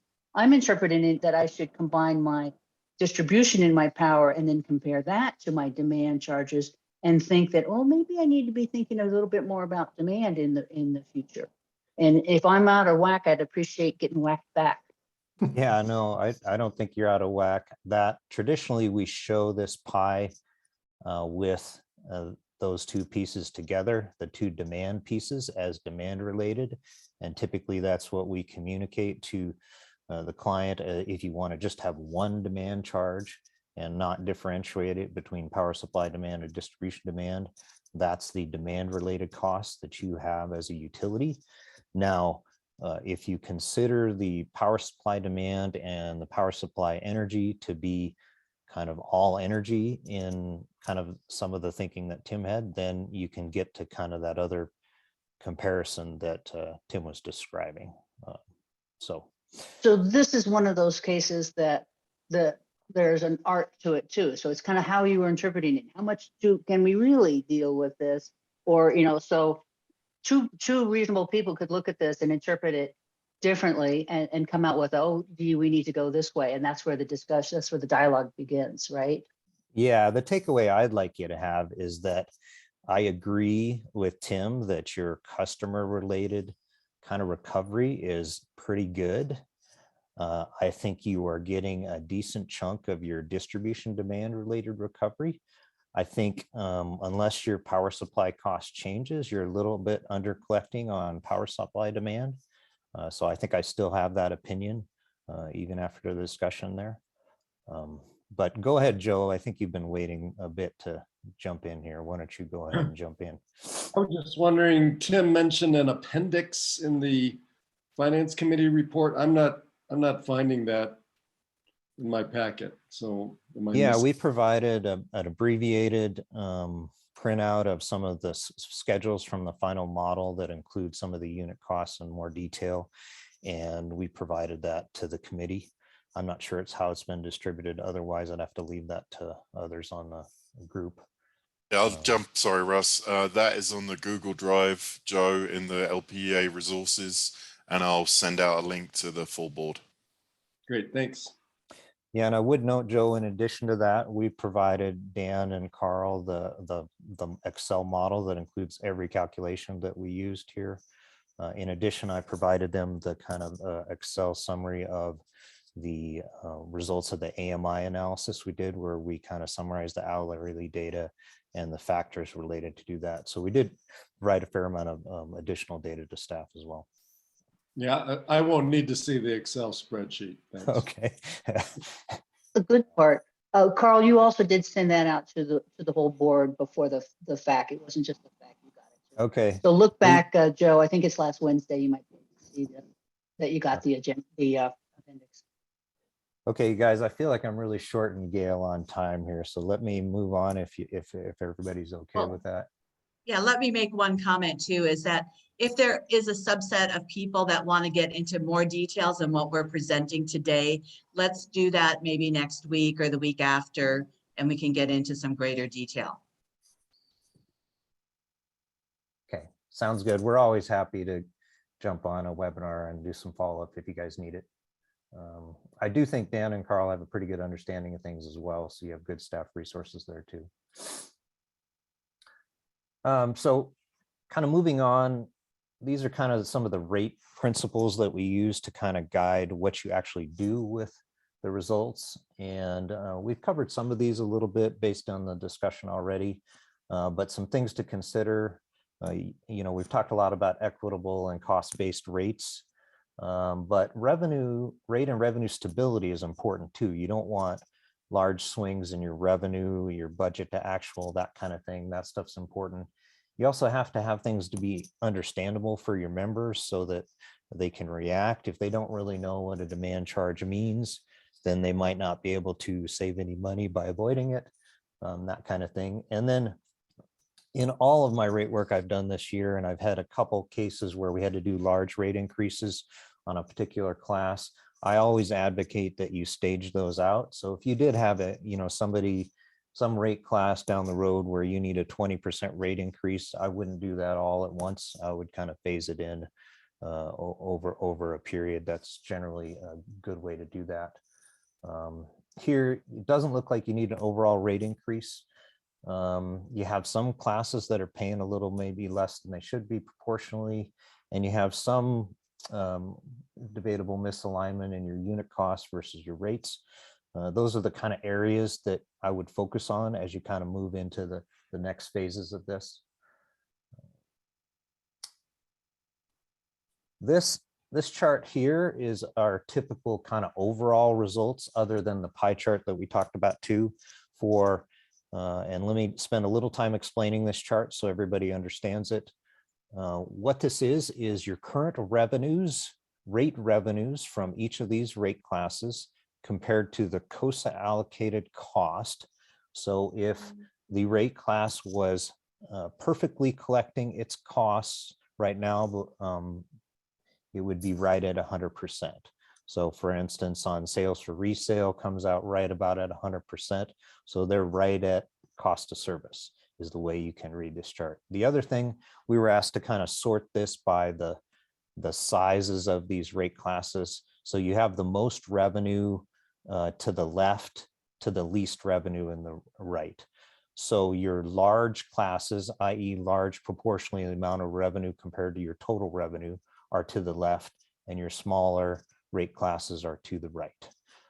So as was mentioned, the overall picture is pretty decent here.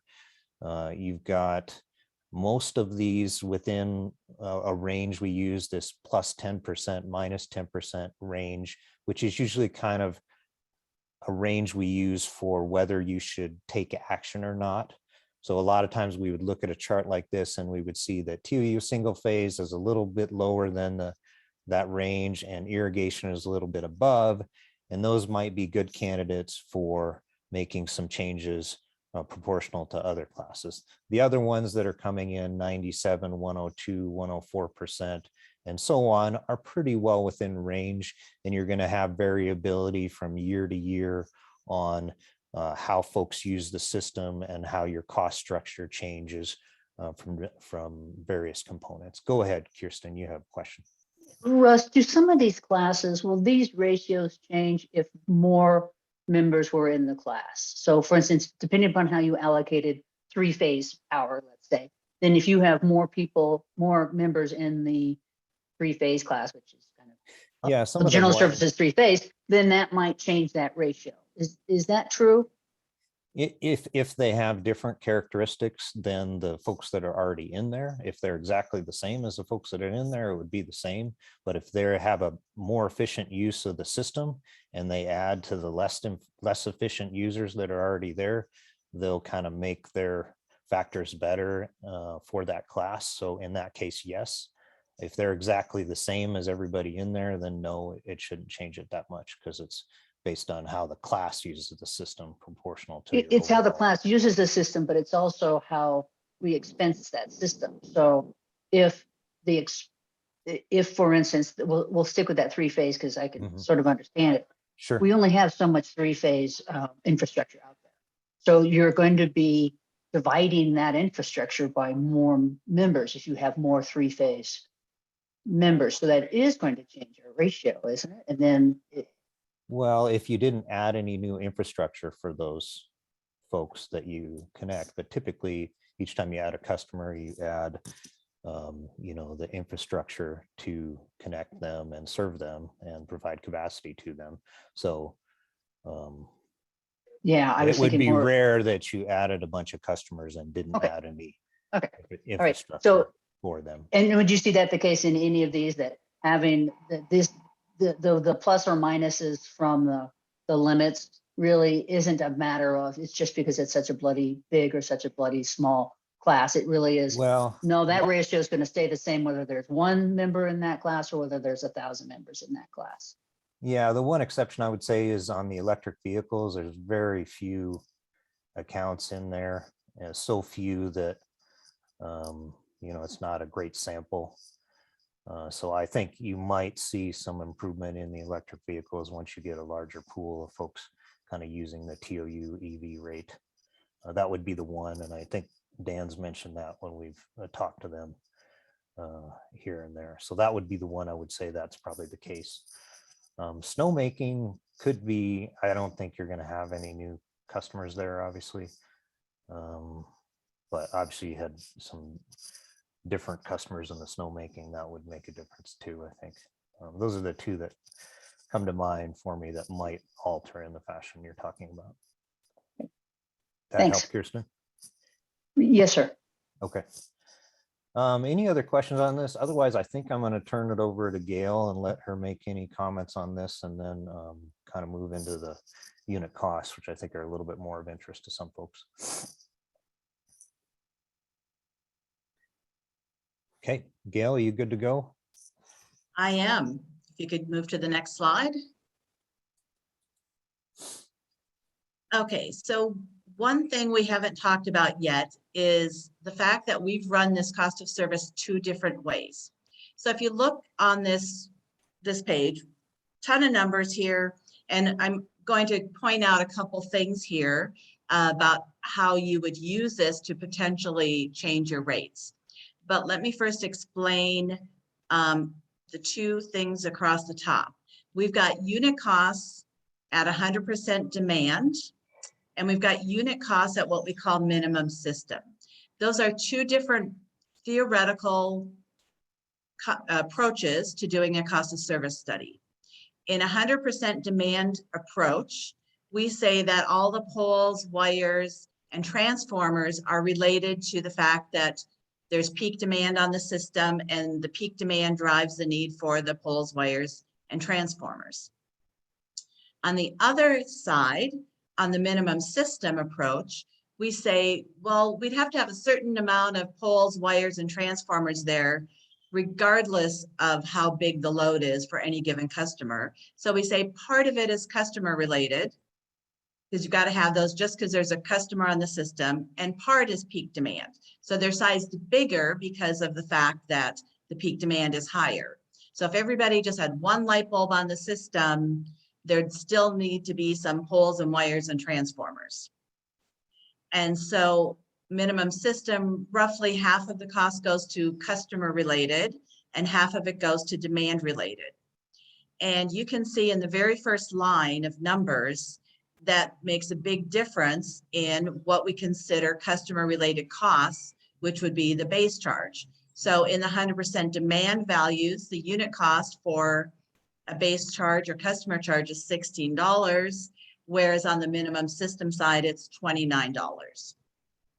So we look at both of those because we're not sure that either one is accurate, or there's a different judgment there. Some people use only one or only the other. In a lot of regulated cases I'm doing in Canada, they only use minimum system, whereas in the state of Washington, you can only use 100% demand. And so that's a judgment call. One other factor is that minimum system tends to shift more cost to smaller customers, like a residential customer is going to have more costs allocated to them in a COSA using minimum system as opposed to 100% demand. So residential customers don't like minimum system, and large customers, you know, industrial customers, large commercial do like minimum system. So Rachel, you have a question. Yeah, thank you. I was trying to write those notes because that I had all kinds of questions about what this chart meant. Could you say again what how they're divided up in the minimum systems? It was half goes to the customer and half got assigned to some other cost bucket. Half goes to peak demand and half goes to customer. Awesome. And then is that something you all have typed up in kind of layman speak that you could send our way? Yes, we've got a report we're potentially working on, and we can do, you know, something just on that topic if you'd like as well, kind of a one-pager thing. It doesn't even have to be one page. It's just, I always go back to when we actually get to that planning phase, like I'll go back and look at this deck and I'll probably not remember the specifics of what you just said. Hey, Gail, I did provide Carl with just a kind of one pager there. Carl, that might be, or we can talk about what you want to distribute later, but we did have kind of a one pager on that same issue. Yeah, thanks, Ross. I can share that with the board, so that will help. Thank you. Okay, and Tim has a question. That's a surprise. And I guess my question really is around the energy charge there in this. I noticed that it does change through some of these great classifications. And it comes back to my question. That's purely the generation energy cost. It doesn't seem to show within that energy a delivery component. Correct. That would be in the production demand component. Would be the delivery part of that. And also there are some minor differences, and that has to do with losses. And so if you're at secondary, you're going to have a different level of losses than if you're served at primary or transmission voltage. So that would be the key difference between energy costs within the unit costs. All right, so okay, and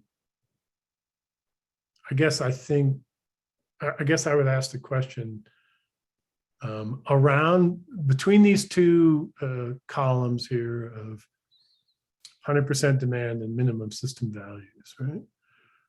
Where do you think we sit at this point? Are we more on one side than the other? And if so, which one? My opinion is that it's a theory.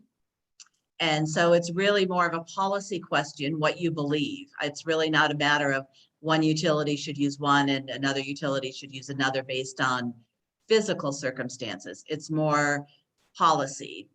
My personal opinion is that, to me, minimum system seems more correct.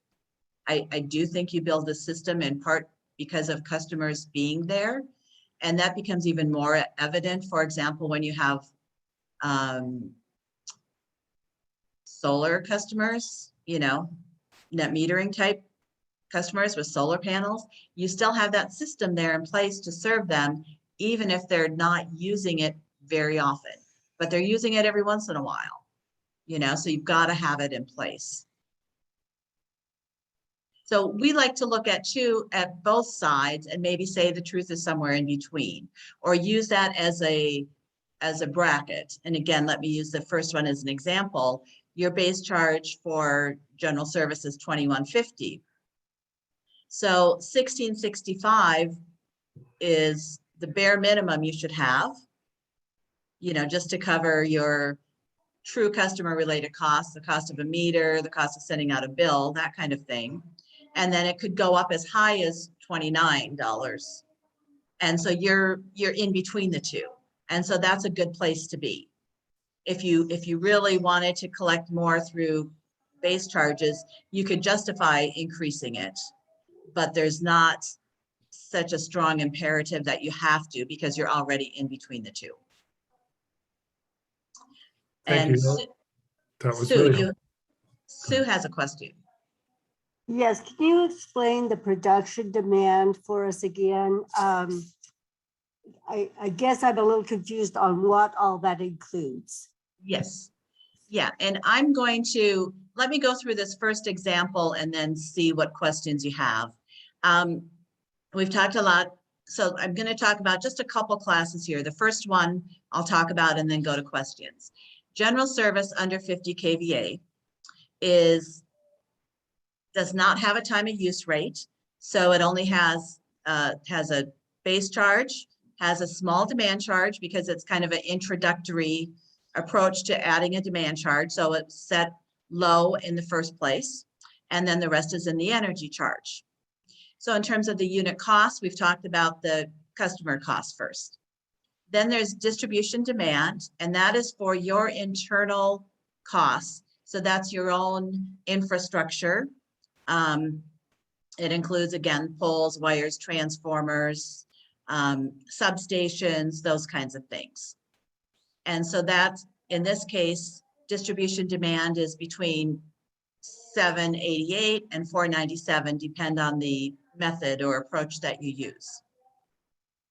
The production demand are those demand-related costs that go along with your power supply. So it includes the demand charge from Tri-State, as well as the wholesale transmission charges that you're paying in order to get the power supply. And so in that case, it's the same whether you use 100% demand or minimum system, because those theories apply only to your own facilities, your own infrastructure. So it's $7.80 in each case. And then the energy is the 4.35 cents. Well, in this case, you know, everyone expects that the demand charge of $1.50 is not high enough, because it's again, I'd say kind of an introductory rate with the intention that you'd probably move it higher as you went along. Other classes that have had demand charges for some time have a much higher demand charge than $1.50. So it may be appropriate at the next time that you change rates that you increase that from $1.50. Now, I wouldn't say you go from $1.50 to $8 in one shot, but maybe you go from $1.50 to $2.50 or $3, something like that. That's a kind of gradual movement we would recommend if you were going to change rates at this time. Hey, have you guys, as part of the study, have you know, like the rate we have now, in the end, besides like the base rate, the demand charge, and then the energy charge, people could kind of tally up what their average monthly rate is.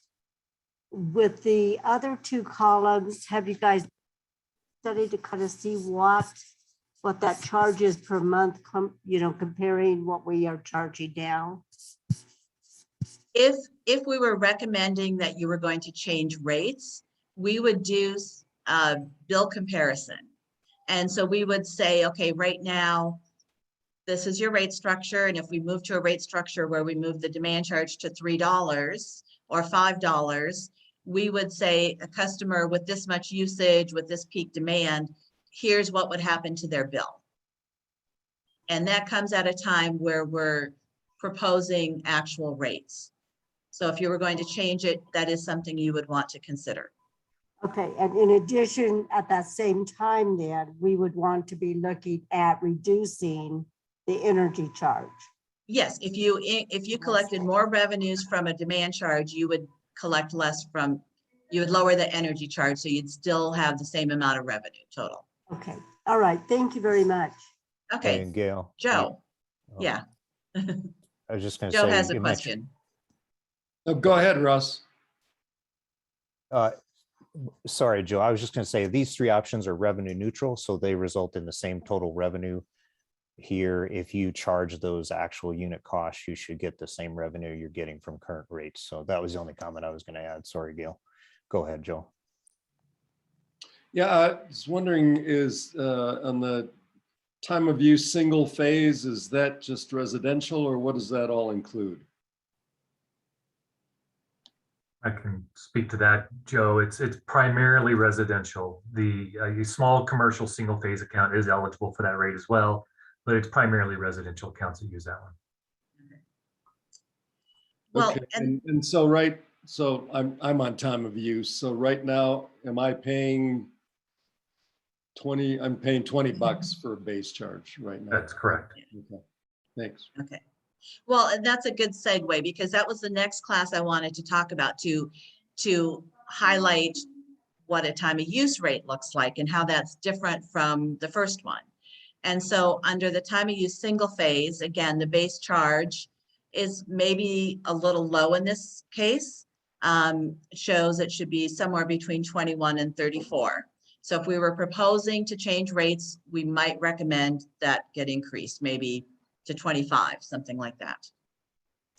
And then in this case, there is no demand charge there, but there's an on-peak and an off-peak charge. And you can see that there's a big differential between the two. 26 cents for on-peak, 6.2 cents for off-peak.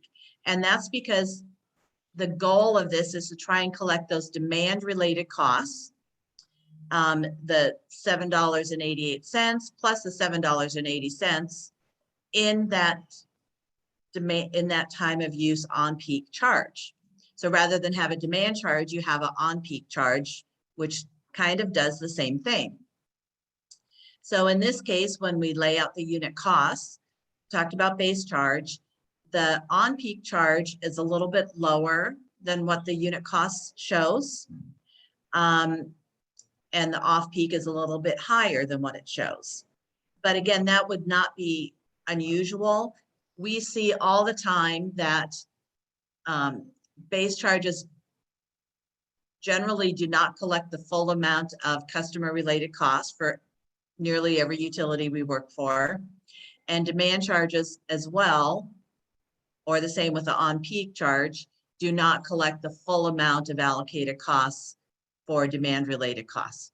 So it's no surprise to us that it's on the low side, but it is a very big differential, which a lot of utilities have a much smaller differential between on-peak and off-peak. So where you're at is pretty good, and it's encouraging people to use off-peak energy instead of on-peak, which is the goal of that type of rate. So let me move to another example on the next slide. Sorry And to now- jump in, Gail. We've got about 20 minutes. Do you think that'll be enough for you?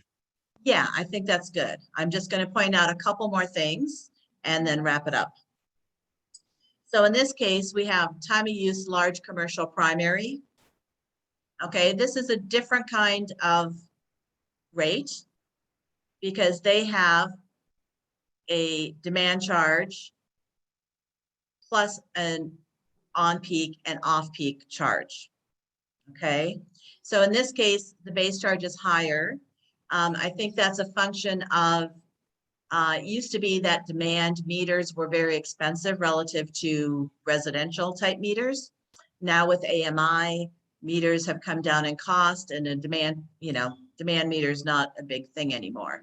So it's kind of a legacy of that, I think, but I wouldn't recommend changing it, lowering it once something is at a higher level. But again, production demand here you can see is $13.99, distribution demand $16.31, and then there's a on-peak energy, off-peak energy. And in this case, I think it's only covering the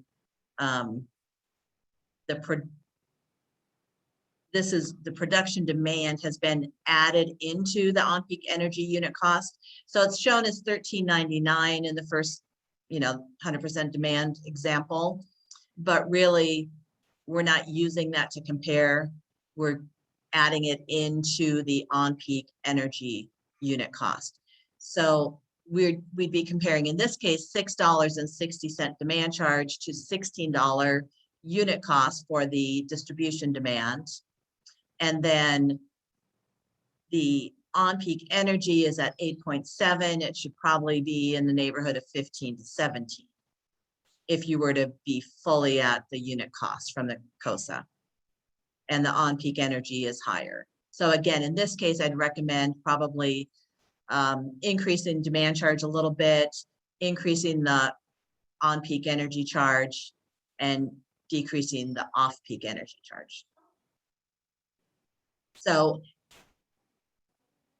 if you get to the point where you want to make recommendations, we'd be looking at the overall rate class, whether they need an increase or not, based on the chart that Russ talked about, where they might be at, 96% of costs or, 87% of costs. If they're back at, 70% like lighting, we probably want to increase their rate. And time of use single phase is at 86. We might increase them overall. So they might get, let's say they get a 4% overall rate increase. So that would be the first step. And then within that, we would look at the unit cost to decide where those increases are going to come from. So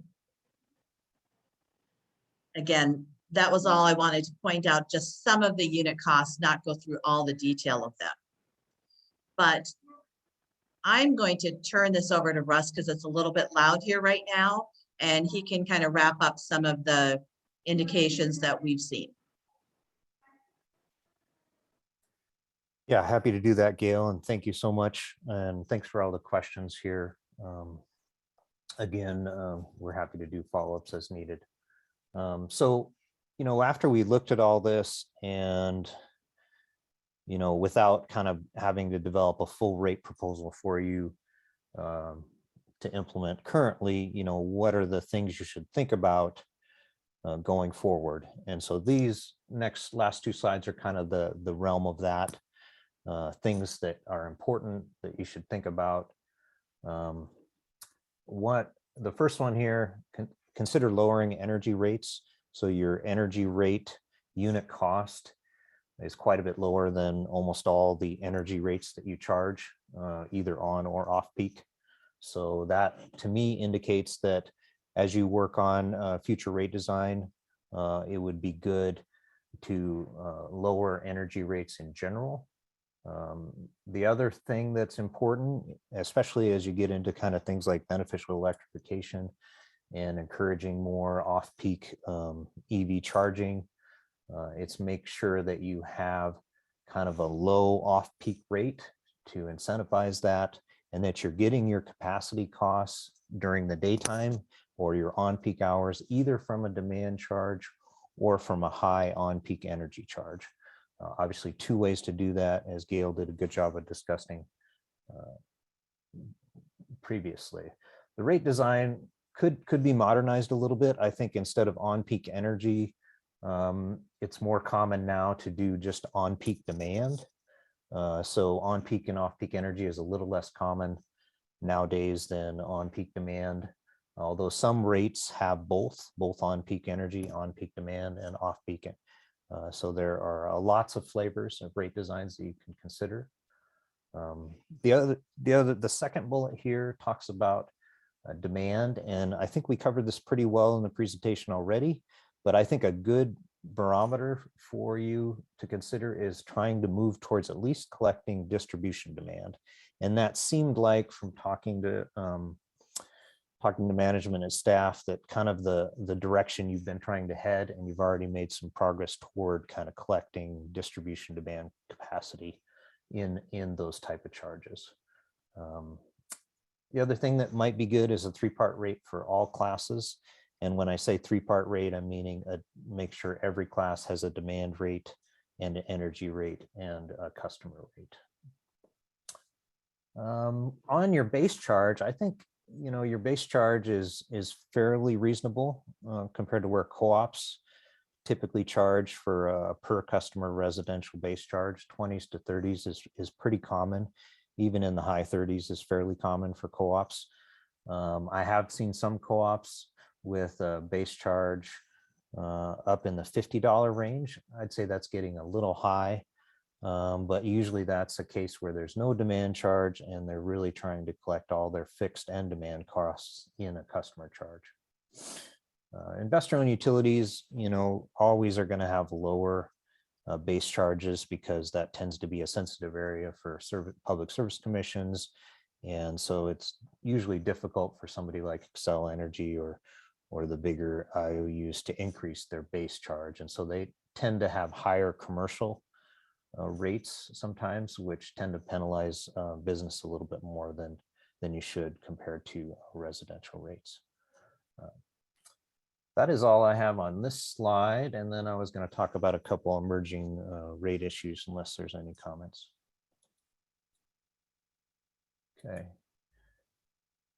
So I talked about off-peak charging a little bit for EV rates. The other thing I wanted to point out here is that if you don't have someone on a specific EV charging rate, you just want to make sure you have an adequate capacity or demand charge. So if that's a large commercial customer, say at a box store that has an EV charging station there, As long as there's an adequate demand charge for that rate, you're going to get the capacity, you'll recover your capacity costs from that customer.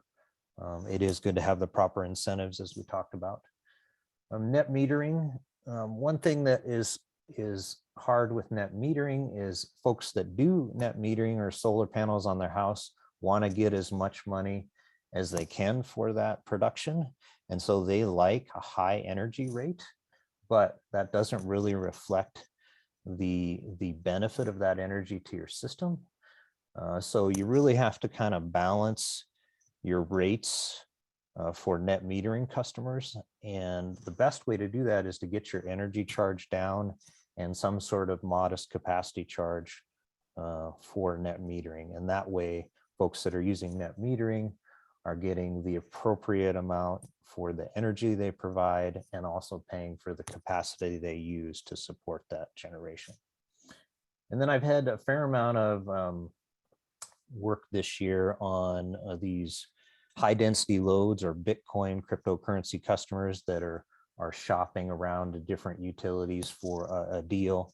And a couple things to think about there, just making sure you have good line extension policies to deal with that, and that you're getting the appropriate capacity costs. I see some questions, so I'm going to start reverse here.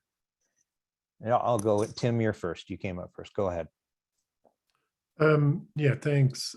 I just kind of have a question around, one's rate design, but there's like, for example, low income customers, right?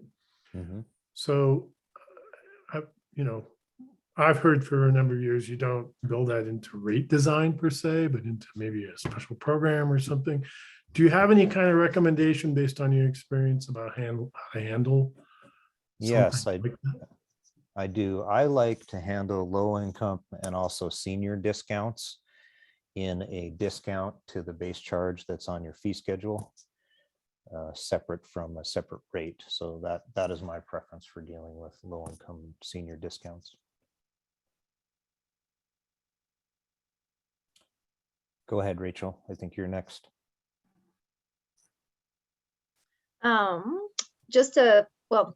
This is not my question, but to make sure I understood what you just said. So they are low income folks, are seniors, they would continue on the general rate class, but the program you're recommending, for instance, would specifically give some sort of outside bonus or benefit to help bring down the base charge. Yeah, typically it's so I think you have the $21 fixed charge for residential. You might have a fee schedule that says they get 25% off. It's usually a little better to do it a percentage, because then you don't have to change it every time, so they get 25% off the base charge for their applicable schedule or something like that is a good way to do it. But I've also seen the base charge waived completely for low income. Oh, that's cool. Thank you. My question was on the net metering bullet point, this typical solar installation may only have a 14% capacity benefit. Can you explain that? Yeah, I should have put a little more in there, so I'm glad you asked about it. That was a recent study I did where we looked at the PV. You can go to PV watts and you can see what the annual capacity benefit is of a solar installation in your area. And I think it's a little closer, might be up to 19% in your zip code. So you could get more of a 19% capacity benefit. But to explain what that is if you put a 100 kilowatt solar panel on your roof, it's not going to run 100 kilowatt 8,760 hours of the year. So it will run when the sun's out and produce, a little less than 100 kilowatts, usually to the grid. And that kind of annual capacity factor is what I'm showing there. And I would say that's probably 14 to 19%, maybe 20% in your area. But that's how much demand they contribute to your system. So, you guys have a general service under 50 kW rate that charges on peak demand in the late afternoon. And there's some contribution from solar to that demand before the sun goes down, but then you have the evening ramp that's covered by your power supply, and the solar panel isn't going to contribute to that at all. So that's what I was getting at there, but go ahead if that didn't scratch the itch. No, got it. Thank you. Great. Kirsten, go ahead. Yeah, Russ and Gail, thank you so much for this. My question has to do with next steps. So, we understand this is a cost of service assessment. And one of the things that we may or may not want to do in the future is do a rate change. My understanding is that NRECA recommends don't do a rate restructure at the same time that you're trying to raise more money. So basically keep your revenue, don't try to make money at the same time that you're trying to change your rate structure. Any thoughts on that, either of you two? Yeah, and Gail may want to go after me here, but there's two things that can happen when you do a overall rate change. So you have the increase from the overall rate chain, and then if you also do kind of a rate design change at the same time, you will have some customers that get two rate increases. They get a rate increase from the overall change and they get a rate increase from the rate design change. So that is what I've seen from NRECA kind of wanting you to avoid. I would say that sometimes I would say it's good to kind of do it when you have a small rate increase, would be kind of my opinion, because then you have a reason to change rates and you want to do a little bit of tweaking in your rate design. It's a good time to do it. And then I did have one customer this year who actually had a rate decrease. And so it's a very good time to do a rate design change when you have a rate decrease. So Gail, you might have some color there. Go ahead. I do, and I would like to distinguish between a customer class increase and a rate design change. So in the case where let's say you have a 10% overall rate increase, you might not want to say increase lighting by more than 10% in that year, even though they need to pay more than they're paying. So you might not change between classes, but you may want to use that time to change your rate structure. So if you say we need more from demand charges or more from customer charges, you might want to leave energy rates where they are and increase just the demand and customer charge. So when you're trying to make changes between classes, so if you want one class to have a larger increase than another, you might want to do that when you've got like a 3% increase overall, and somebody else is going to get it. One class is going to get 0 and one class is going to get 6 or 7%. Okay. Yeah. So do it either when you don't need to raise more money at all, or do it when you have to raise a small amount of additional funds. Okay, got it. And then my second question, and this might be more for Graham. Graham, I'm not sure. Obviously, all of this is public information because it'll be on our video. How about the appendix information? Can that be shared with our members, or what should be the steps for that? No, so our policy 108 covers disclosure of our cooperative information, and any of the appendix information is not included in the automatic public disclosures that we put on our website. So any request for that information would need to go through the written request form that is attached as Exhibit 1 to Policy 108 and can be found on our website. Thanks, Graham. I think that Dan was going to say, oh, wait, Tim has a question. Go ahead, Tim. Yeah, I mean, we've talked about this all in the context of a rate increase. What about a rate decrease? That's what we're looking at potentially by 2024 or something like that as we go to a partial contract. Do we just reverse engineer what we would do in a rate increase, or is there another recommendation around that? I would say exactly. So if you've got a rate decrease, given the unit cost right now, and assuming they don't change substantially, well, they would be changing some, but let's say your costs go down, you may want to have the rate decrease all be in just the energy charge and not in the basic or demand charges. Similarly, you might have, some classes get I wouldn't give anybody a 0 rate decrease if you're doing that, the optics of that would be poor. But you might want to give some classes get a, 2%, other people get 4%. And what about considering, say, residential demand is not, based on what we've heard is not as close as we would like to what it would cost, what the costs are, right? So would you lower energy and increase demand with an overall goal of lowering the rate by whatever percentage? Or is that too confusing? No, I think that would be a good point. And I think the energy charge for them is very high. And so I wouldn't change the demand charge a lot, but saying, we started off with this low rate to introduce it, and we always planned on raising it. So we're going to raise it now to $2.50. And that allows us to decrease the energy rate to below 10 cents, for example. I think that would be a very appreciated move for a lot of customers. Excellent. Thanks for your help. Good presentation, by the way. Thanks, you guys.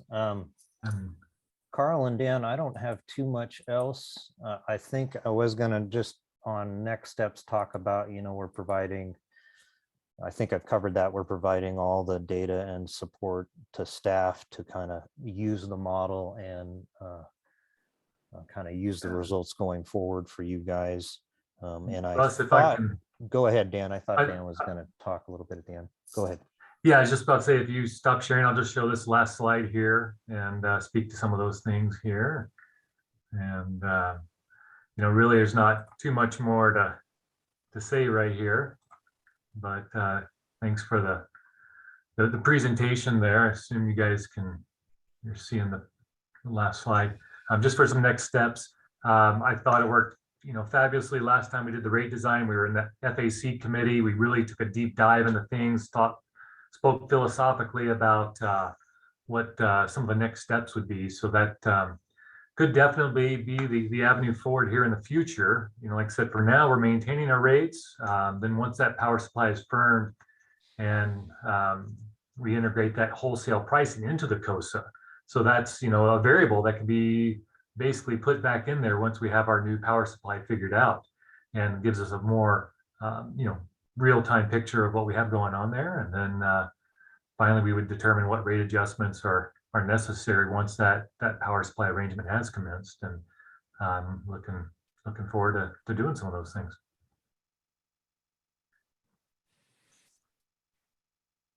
Rachel, you had a question there?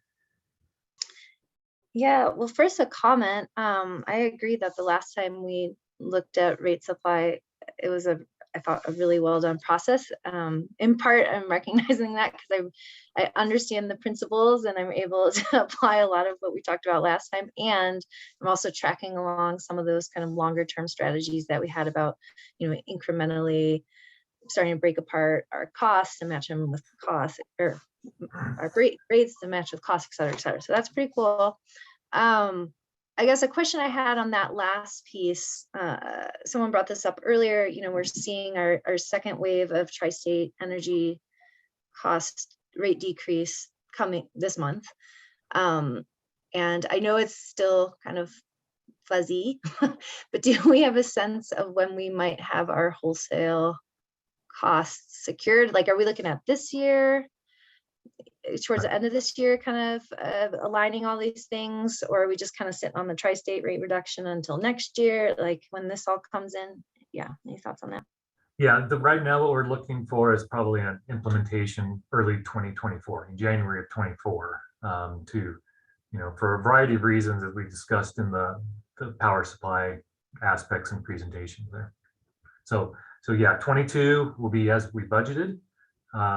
23 we'll have probably something very similar, but we'll have a better idea of where things are going, and we can start making those plans in 23 on how things are going to line up.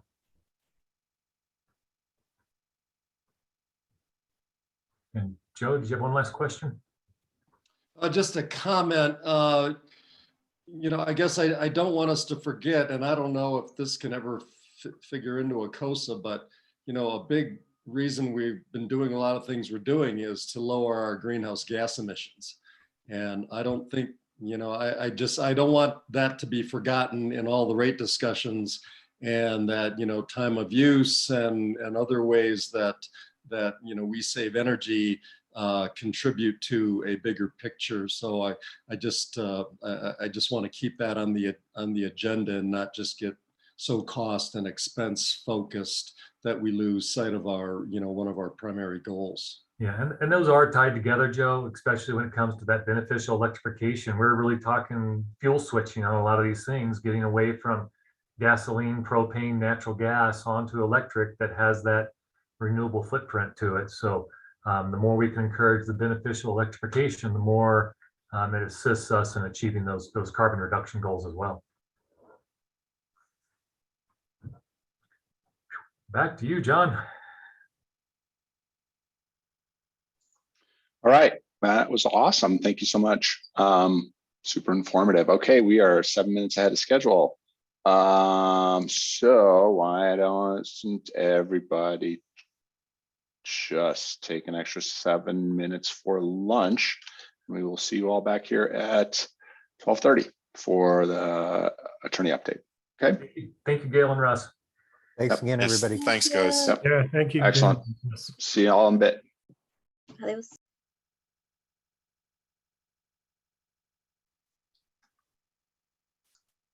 Let's get this party started. Is Matt here yet? I'm not quite. All right.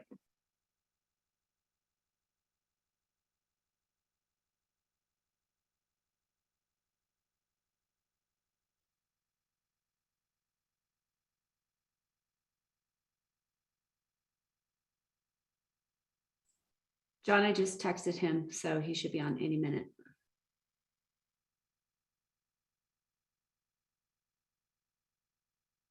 So can I ask a question while we're waiting, if you don't mind? So the work that Russ and Gail did, are they completed with that now and they wait until we get more information with a new provider, or do they still continue to do some other work? So we are going to continue to work with them, COLA. Kind of not like the huge initiative they did to put the initial study together, but as we look at other developments going forward, we have them as a resource to say, well, this is what we think, you know, based on your research, you know, could you plug that into the model and that kind of stuff. Okay, thank you.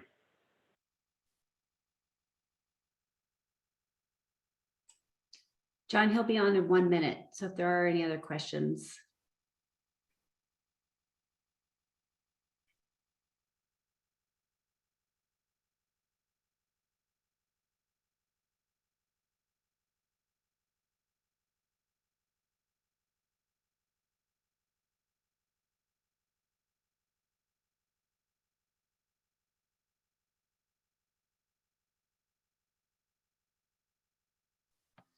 Hey, just got a quick question regarding the, you know, the election mailers with candidate descriptions and stuff. So there'll be no mailings then. Is that correct? Or That's correct.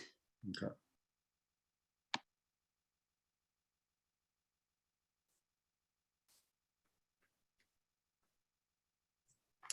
All that wordsmithing gone to waste. Well, we read them. Yes, they were beautiful. Maybe maybe a few voters out there.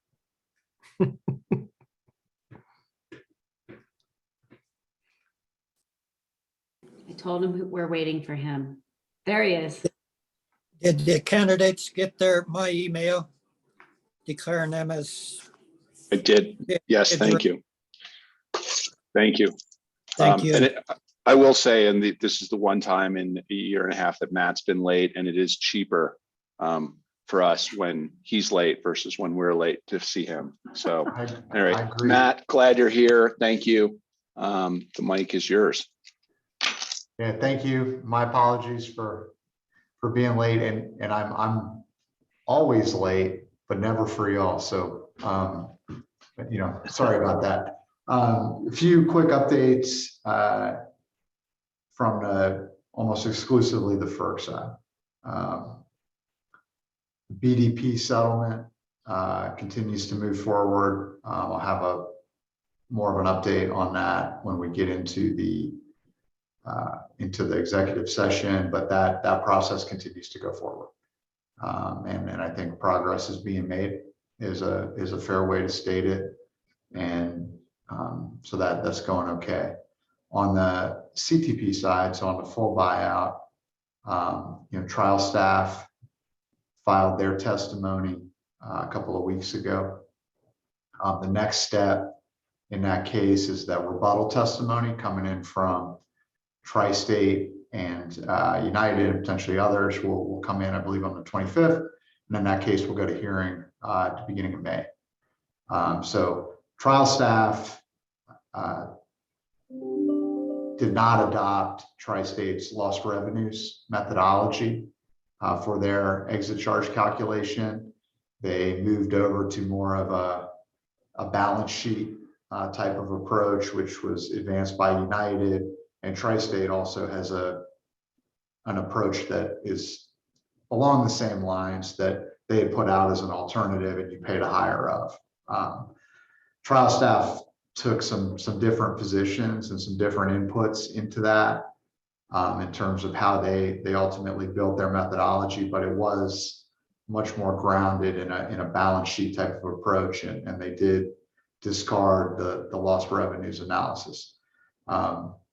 Just for clarification, because this gets confusing in regulatory, FERC trial staff is at FERC, but they are not FERC, right? For purposes so that we still have a judge, the judge still weighs all of the evidence, the judge will put out a decision, and that decision will still have to go up to the full FERC. So, a lot of regulatory commissions are structured in that way where the staff actually participates as a litigant. And that is what that staff module is doing in that case. And that's the position that they offer for the ALJ to be able to consider. So the next step is then there's another round of testimony filing, and then we will go into the hearing and then eventually get a decision in the summer from the ALJ. And then it will continue on through FERC processes to go all the way up to FERC. The last update, you'll recall from the rate case settlement that we entered into that resulted in a rate reduction for LPEA and the other distribution cooperative members. There were several issues that were what were called reserved issues. And those reserved issues were reserved for litigation that would then move forward, and they involve 4 discrete items, including the treatment of certain transmission assets and the way that whether there should be direct assignment of transmission assets or whether they should all be rolled into one transmission rate. That case is going to hearing. That case will start tomorrow, and LPEA will be participating in that hearing. We can talk a little bit more about what's going on with that case in the executive session, but the hearing does start tomorrow. It's slated to run for 4 days, so it'll run Thursday, Friday, Monday, Tuesday. I don't know that it will take the whole time, but that is coming up here. So that's really the update on the various cases that are going on. So there's a lot moving around, but I'm happy to take any questions.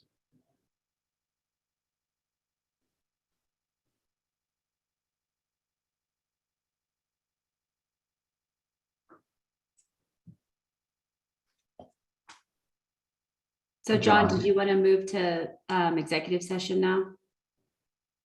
You're on mute. Sitting here happily talking to myself. I said, okay, I think we should go ahead and move to executive session to continue. If we can go ahead and get a motion. And correct me if I'm wrong, do we need a motion to go into executive session to discuss legal counsel? And there was another matter from this morning. Right. So I think we want to call those both out, right, as part of the motion. Okay. Yeah, we want to make reference to the matter that the Finance and Audit Committee was going to present. So I'll make the motion to go into executive session for further discussion about legal matters related to power supply and a recommendation from the Finance and Audit Committee. Perfect. Ted gets all in favor. Okay. All opposed, I say need to no. find out my status. Sorry, thank you. Let me get the vote done. All opposed, all abstained.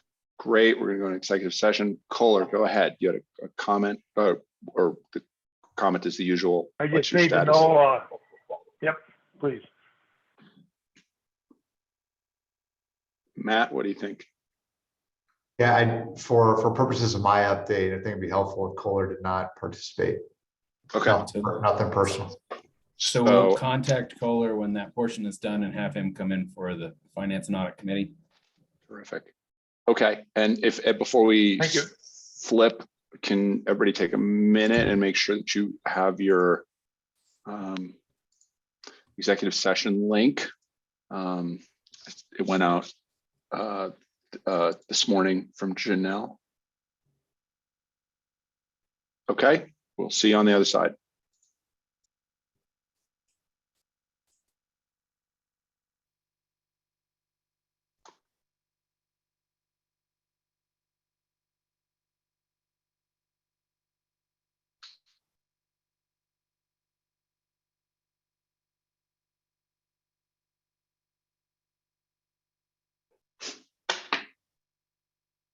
All right, onward. All right, so let's start with attorney report from Graham. All right, thank you. I will just refer to my report and open it up for questions if anybody has anything to ask about it.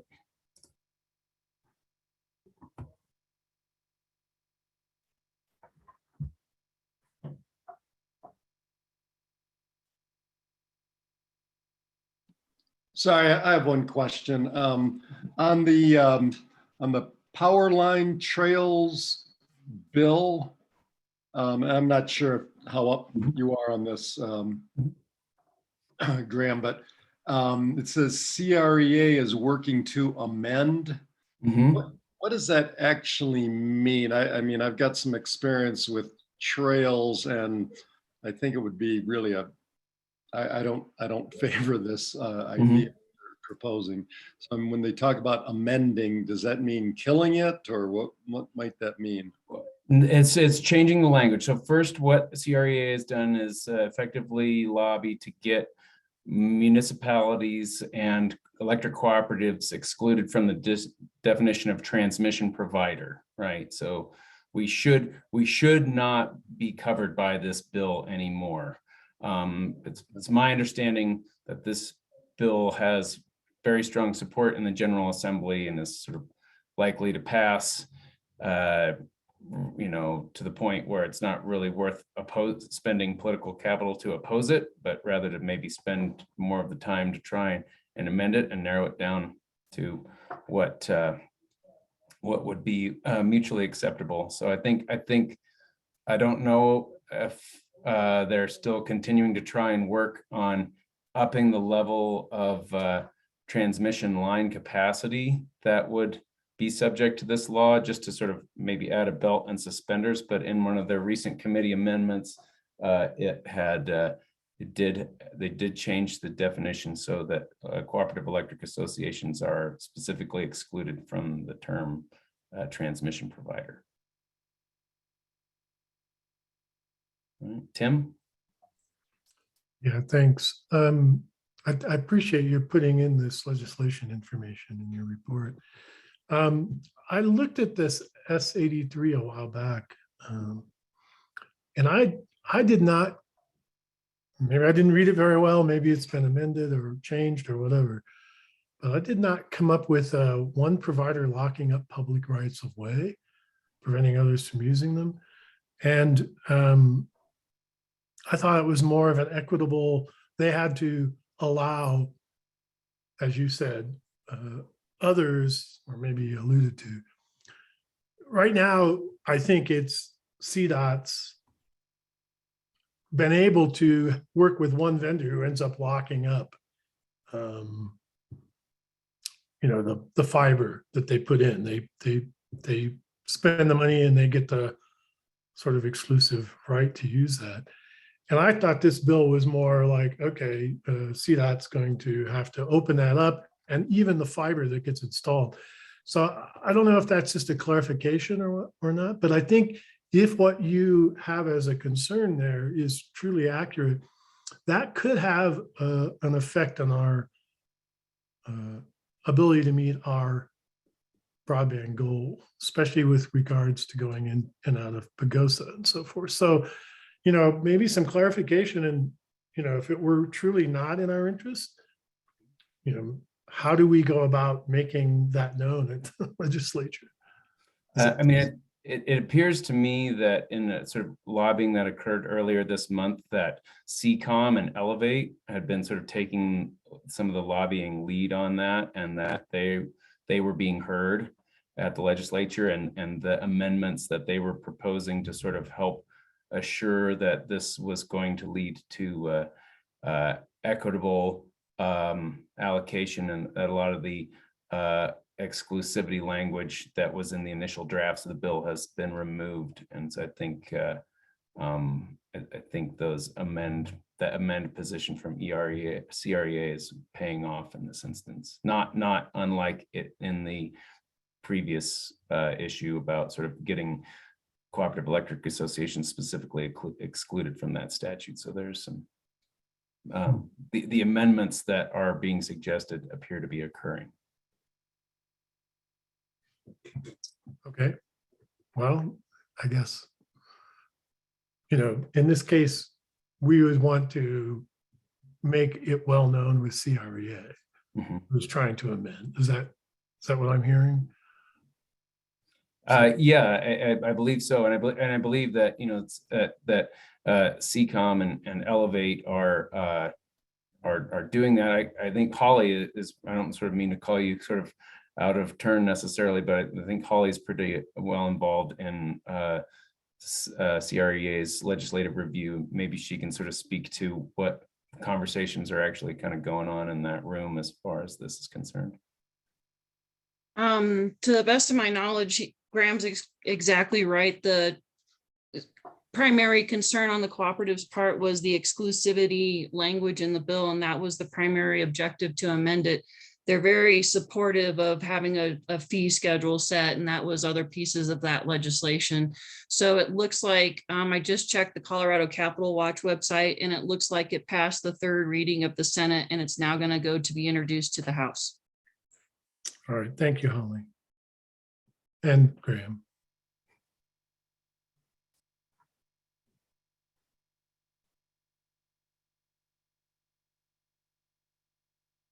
Any other questions?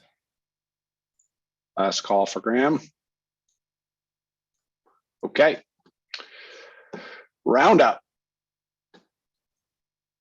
Oh, I'm sorry, Holly. Did you have something for Graham? There's plenty of time. I don't necessarily have something for Graham, but I'm the last point in his bulletin about talking about NRECA. Do you mind if I just throw it in a little bit, because my report did not make it to the board packet? Sure, go for it. Thank you. I appreciate that. I do have a written report for the NRECA annual business meeting. I'm sorry to say that I thought the deadline was a couple hours later than it was last Friday, so I missed it by about an hour. I apologize. I thought about sending it to you Saturday morning, got squirreled about 5 times. So I went to send it this morning. I'm like, that's not very fair to send this the morning of the board packet. So I will get that out to you. Basically, Graham and I had a discussion for about 45 minutes about, how to approach the resolutions package of the NRECA business meeting. And basically, we came to the agreement. These are all like policy directions for NRECA. So, really and truly, our vote honestly is going to wash out in the tide of 687 other delegates that also were in attendance. So, the question becomes, how much time do we need to spend, putting into thinking through these things that we will really, have a hard time really affecting any real super big changes on. So with that being said, the interesting thing that came up of it on this time around was there was a couple of, in the consent agenda, there was a couple of pieces of resolutions. There's like 40 or 50 of them. I don't know how many in the consent agenda. So it's a pretty time, intensive process. However, resolution 1.54, the Keystone XL pipeline, resolution 1.81, greenhouse gas emissions, and resolution 1.83 were pulled from the pile. And I thought, my first thought was, what is going to come up with this? Because the Keystone resolution was actually kind of a surprise add-on on the last year's meeting. And so basically, just as Joe had asked last year, what business does NRECA have, talking about sage grouse protections? The interesting thing with this was, the argument on these were for the Keystone, why is NRECA even dealing with this? So, it was kind of a, what I saw was almost, starting to see, I'm trying to figure out how to put this. They're starting to run some different ideologies that are starting to come, in my opinion, present in, from last year even. And so, in my personal opinion, with NRECA policies, they've really got 4, areas that they're trying to write into their policy. And one is promote cooperatives and cooperative principles. Yay, I'm excited for that. They want to protect their right to the all of above approach of, being able to basically approach, energy generation, beneficial, anything from their own perspective. And I understand that. I mean, we're all unique cooperatives. We all have, our unique interests, but it's interesting because they also want to limit regulation, and they want to limit liability, and they want help funding stranded assets. Okay, so the stranded asset resolution was kind of interesting how that came about, because it has had so much discussion apparently on the committee level that it's going to be an ongoing discussion. That's going to be something they're going to carry forth and continue to discuss. So they did hold a vote regarding stranded assets resolutions at this business meeting. And instead of opening the floor for a massive discussion, they had 2 people, one for it and one against it, speak. And then there was going to be no other discussion here. So that was going to be carried forth to the June the first June resolutions committee meeting. And Dwayne Hiley actually spoke in favor of the stranded assets resolution. And then it was a gentleman, David Tudor from Missouri, that spoke against it. And what was really interesting is Dwayne, he started talking about how, the cooperative model came, to support rural America. And he kind of had that historical argument. And then he spoke on the foundation of cooperatives. And then he went on to talk about urban interests dictating rural utilities and saddling them with immense amounts of stranded asset costs. So that was the basis of his argument to support that resolution. Tudor indicated that Region 8 was sympathetic to Colorado for having to close its coal. But he indicated that he saw no reason that these costs for stranded assets for Colorado and tri-state should be socialized. And I went, woo-wee, that was, kind of an interesting little, dialogue between, the 2 of them, the for and against. And Mr. Tudor further indicated there would be would show that cooperatives are willing to accept outside interest money and to sacrifice reliability. And so whether I agree with that or not, I'm not sure. I didn't evaluate that much further right then. But anyway, that was the only one recommendation that ended up failing to be adopted. So I just wanted to point that out because that was the one that really made me go, whoa, check that one out, you know. Anyway, I will send out this report on the whole thing that I have. And does anybody have any questions?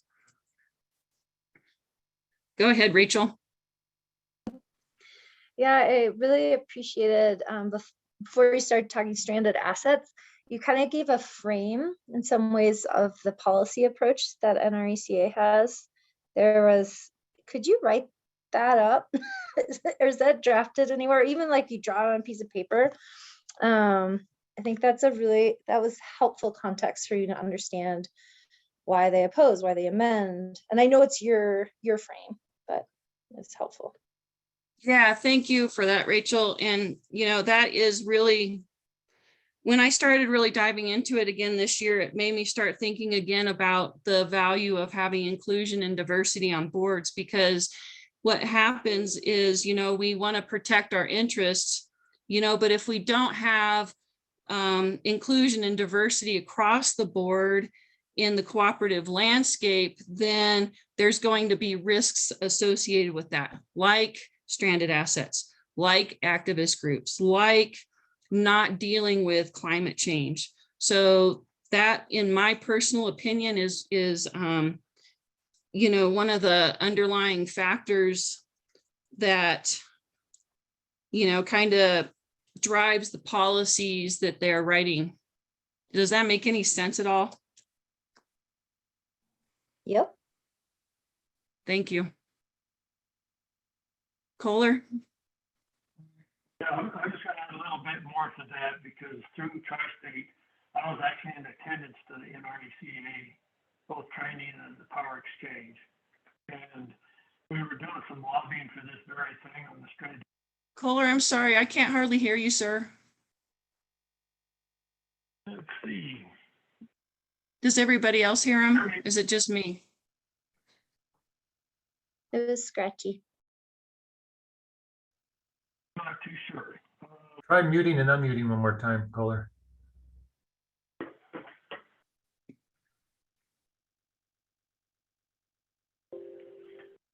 Can you hear me any better? No. Not really.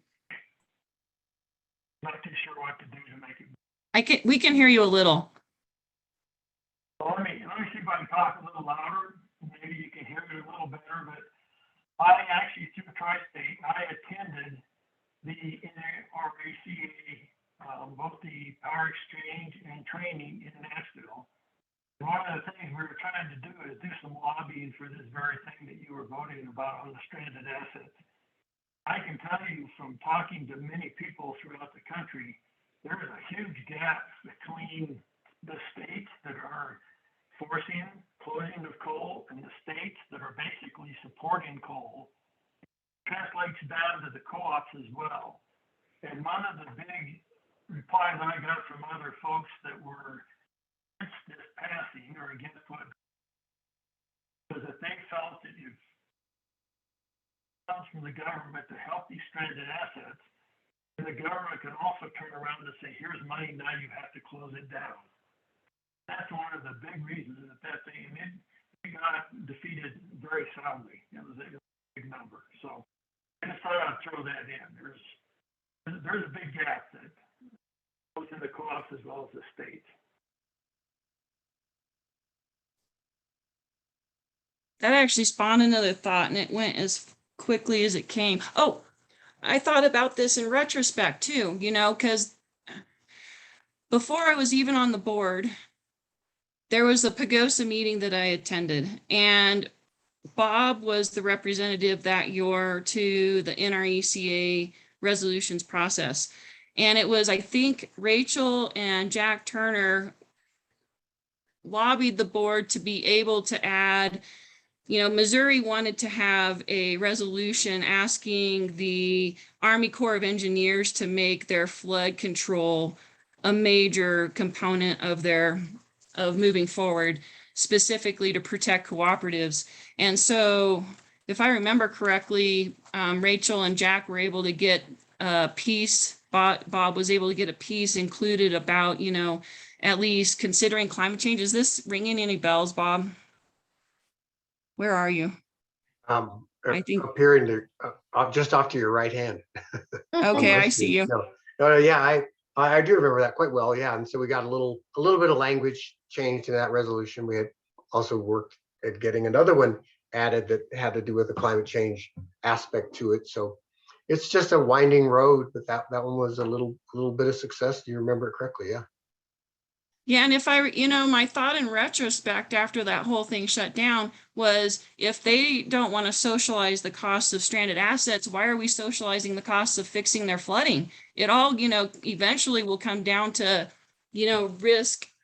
risky decision making, whether it's related specifically to not having the diversity and inclusion on the boards across the board to really understand that or not, I don't know. But I think that's definitely a component of it.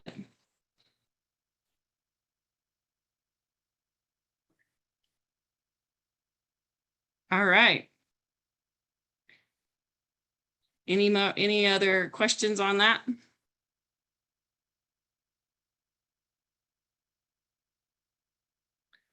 Thank you. I really sincerely appreciate all of you. Thank you.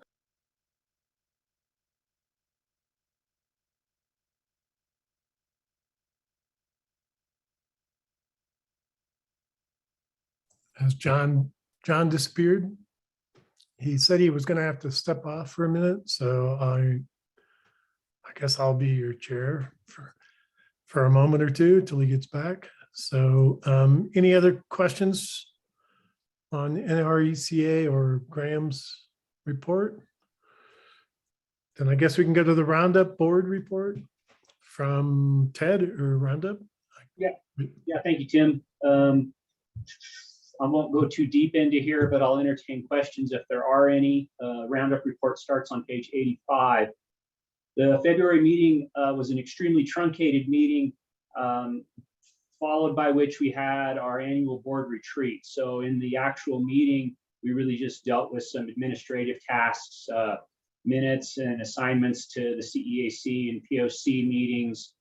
We didn't review any grant submissions. So all grants that were previously submitted will be pushed into March. So we'll have presumably and hopefully have a heavy grant load in our March meeting.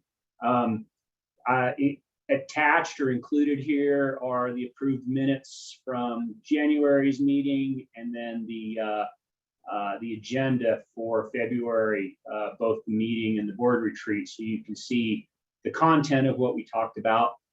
The only thing that I wanted to bring up pre-questions was just one topic that came up that I thought was important that you get to hear from the Roundup board. Some of the discussion in the board retreat revolved around what I've titled geographical representation on the Roundup board, and specifically that was brought up in terms of sort of right now, Rachel and I are on the board, both District 2 directors from LPEA. Previously, Joe was on the board. I think that makes sort of 3 out of the last 4 Roundup representatives from District 2. And so some of the, there was some concern on Roundup that we didn't have appropriate geographical representation. Rachel did a great job in bringing up and explaining the fact that as board members, we are elected in a district, but we don't represent that district once we're on the board, nor do we represent that district when we attend Roundup meetings. So that was well received. And then Jessica also brought up some good points that when LPEA is trying to fill all of the roles that we have in sort of subcommittees and different boards, that we're a small group of people that have to fill a lot of roles. So it's not super easy to intentionally be geographically representative. And so just wanted to bring that to everyone's attention. I don't think there's any action required. I don't know that the Roundup board will ask for any action. just wanted to make sure that was brought up to everyone's attention. If anyone else has questions about that or any of the other things that are on my report, happy to entertain.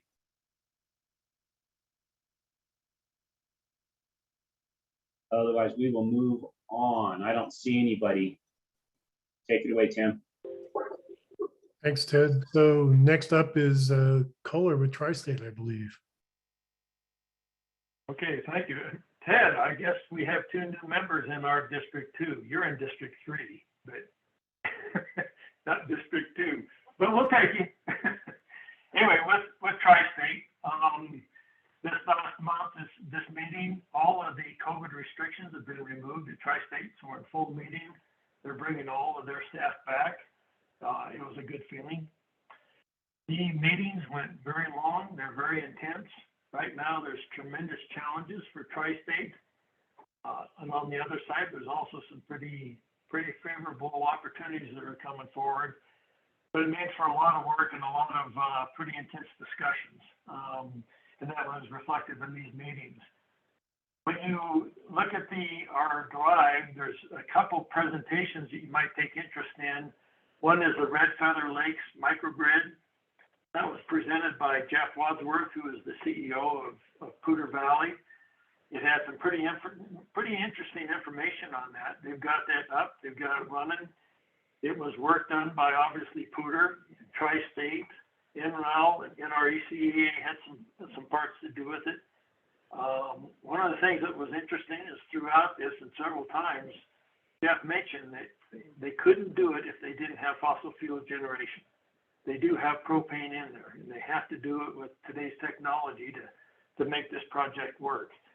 And the other thing that he emphasizes is this project is not designed to use that battery to shave peak at all. It just strictly is a microgrid. This area, this community has a radio line going to it that goes through the forest, pretty long line, very exposed to all kinds of issues like fires and stuff. And that's all they've got. So they put in this microgrid, and it's pretty neat. The other one is Tri-State has what they call their education sessions, and each committee picks a subject for the session. And this one was my committee, external affairs, and the subject was renewable energy credits, or RECs. And I thought I knew a fair amount about RECs until that session came up. And I was stunned at the involvement that dealt with RECs. I had no idea how complex and how involved it is, the money value, the inventories, and retirements, and what they're worth and stuff. So you might look that over. It might be too confusing. I don't know. But it's in the packet. And then the other thing I'll just add on, as I mentioned when talking with Holly, that I did go to Nashville to the NRECA meeting. I did a lot of networking, and it was really interesting because my badge had Tri-State on it, but I'd say almost all the questions I got was about LPEA. And the 3 biggest things was the partial requirements. That was mainly from directors from Colorado co-ops that are really interested in how that's going about. It was very obvious that they didn't understand it at all.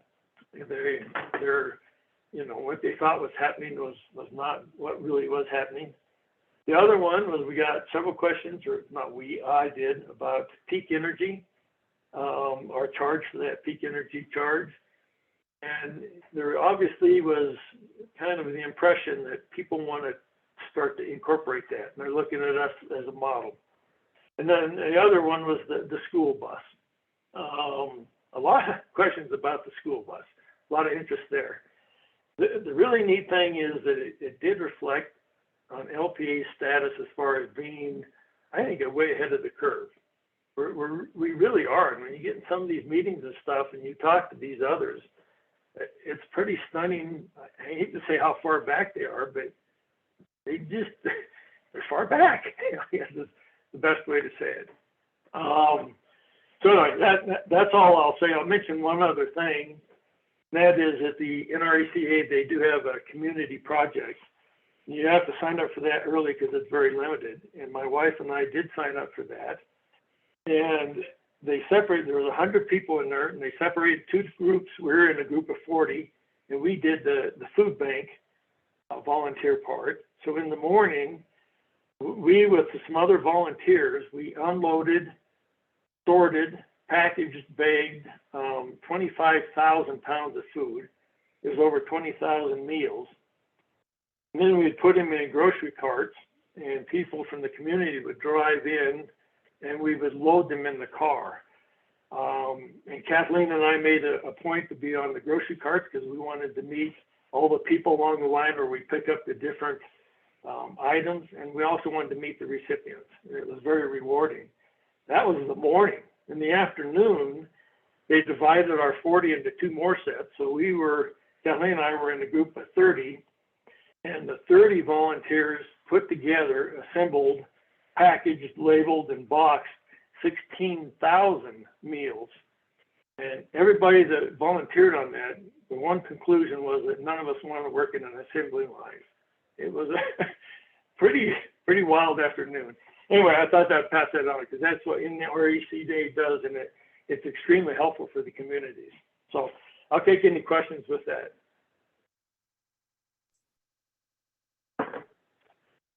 Looks like Holly, you're up. Yeah, thank you, Kohler. That was really neat, and that was an exciting community service project. I have a question, sir. When I tried to pull up the rec thing or the microgrid thing, it says I have to have credentials. Do you have any recommendations how to bypass that? No, I will find out though. You need to get the authorization to get into the mix system, I think. I did the same. And I think you do that through, the tri-state, internal, their equivalent of like our Google Docs. And you have to get that identification ID, login ID, and then set your password up. And I think I got mine years ago through staff at LPEA, but I don't remember exactly. So, That's right. You have to send a request to me and then I send it on. Right. Yep. Is that all? Okay, Rachel? Yeah, thanks so much for sharing those insights. That's fascinating to hear how people perceive us or what they're curious about. And It's actually pretty neat. It's pretty neat, and their questions are real good. A couple of them came from one of the board members at Holy Cross. I was surprised on how off he was on the partial requirements. Oh, interesting. The details on that. It was kind of interesting. Huh. So sorry to interrupt you. Oh, not at all. Not at all. And for those of you interested to know, our kind of food insecurity rates are still 2 to 10-fold the time amount they were pre-COVID in our community locally. So that's something if you ever want to come to work at any of our soup kitchens or food banks. And then what I was going to ask on the tri-state side of things, this struck me. I'm on page 97 of the tri-state report, and it's talking about the 2022 financial performance, and it said non-member sales were 20.7% under budget. And isn't this the number that's always been way over budget? And so if that is an accurate so kind of memory of things, what shifted? Is it just that we're in a new fiscal year and they had changed their projections? That was a big flip. First time that's happened in quite some time. And they really didn't have a good answer on exactly what happened with that. And but those numbers are correct. And they are kind of doing a study. Okay, why was that? Is this telling us something that we don't know yet? But other than that, I can't answer your question, but that is accurate. Thank you. And this is one of the challenges we've had, is that the financial, we can't be sustainable on 2021 financials at Tri-State.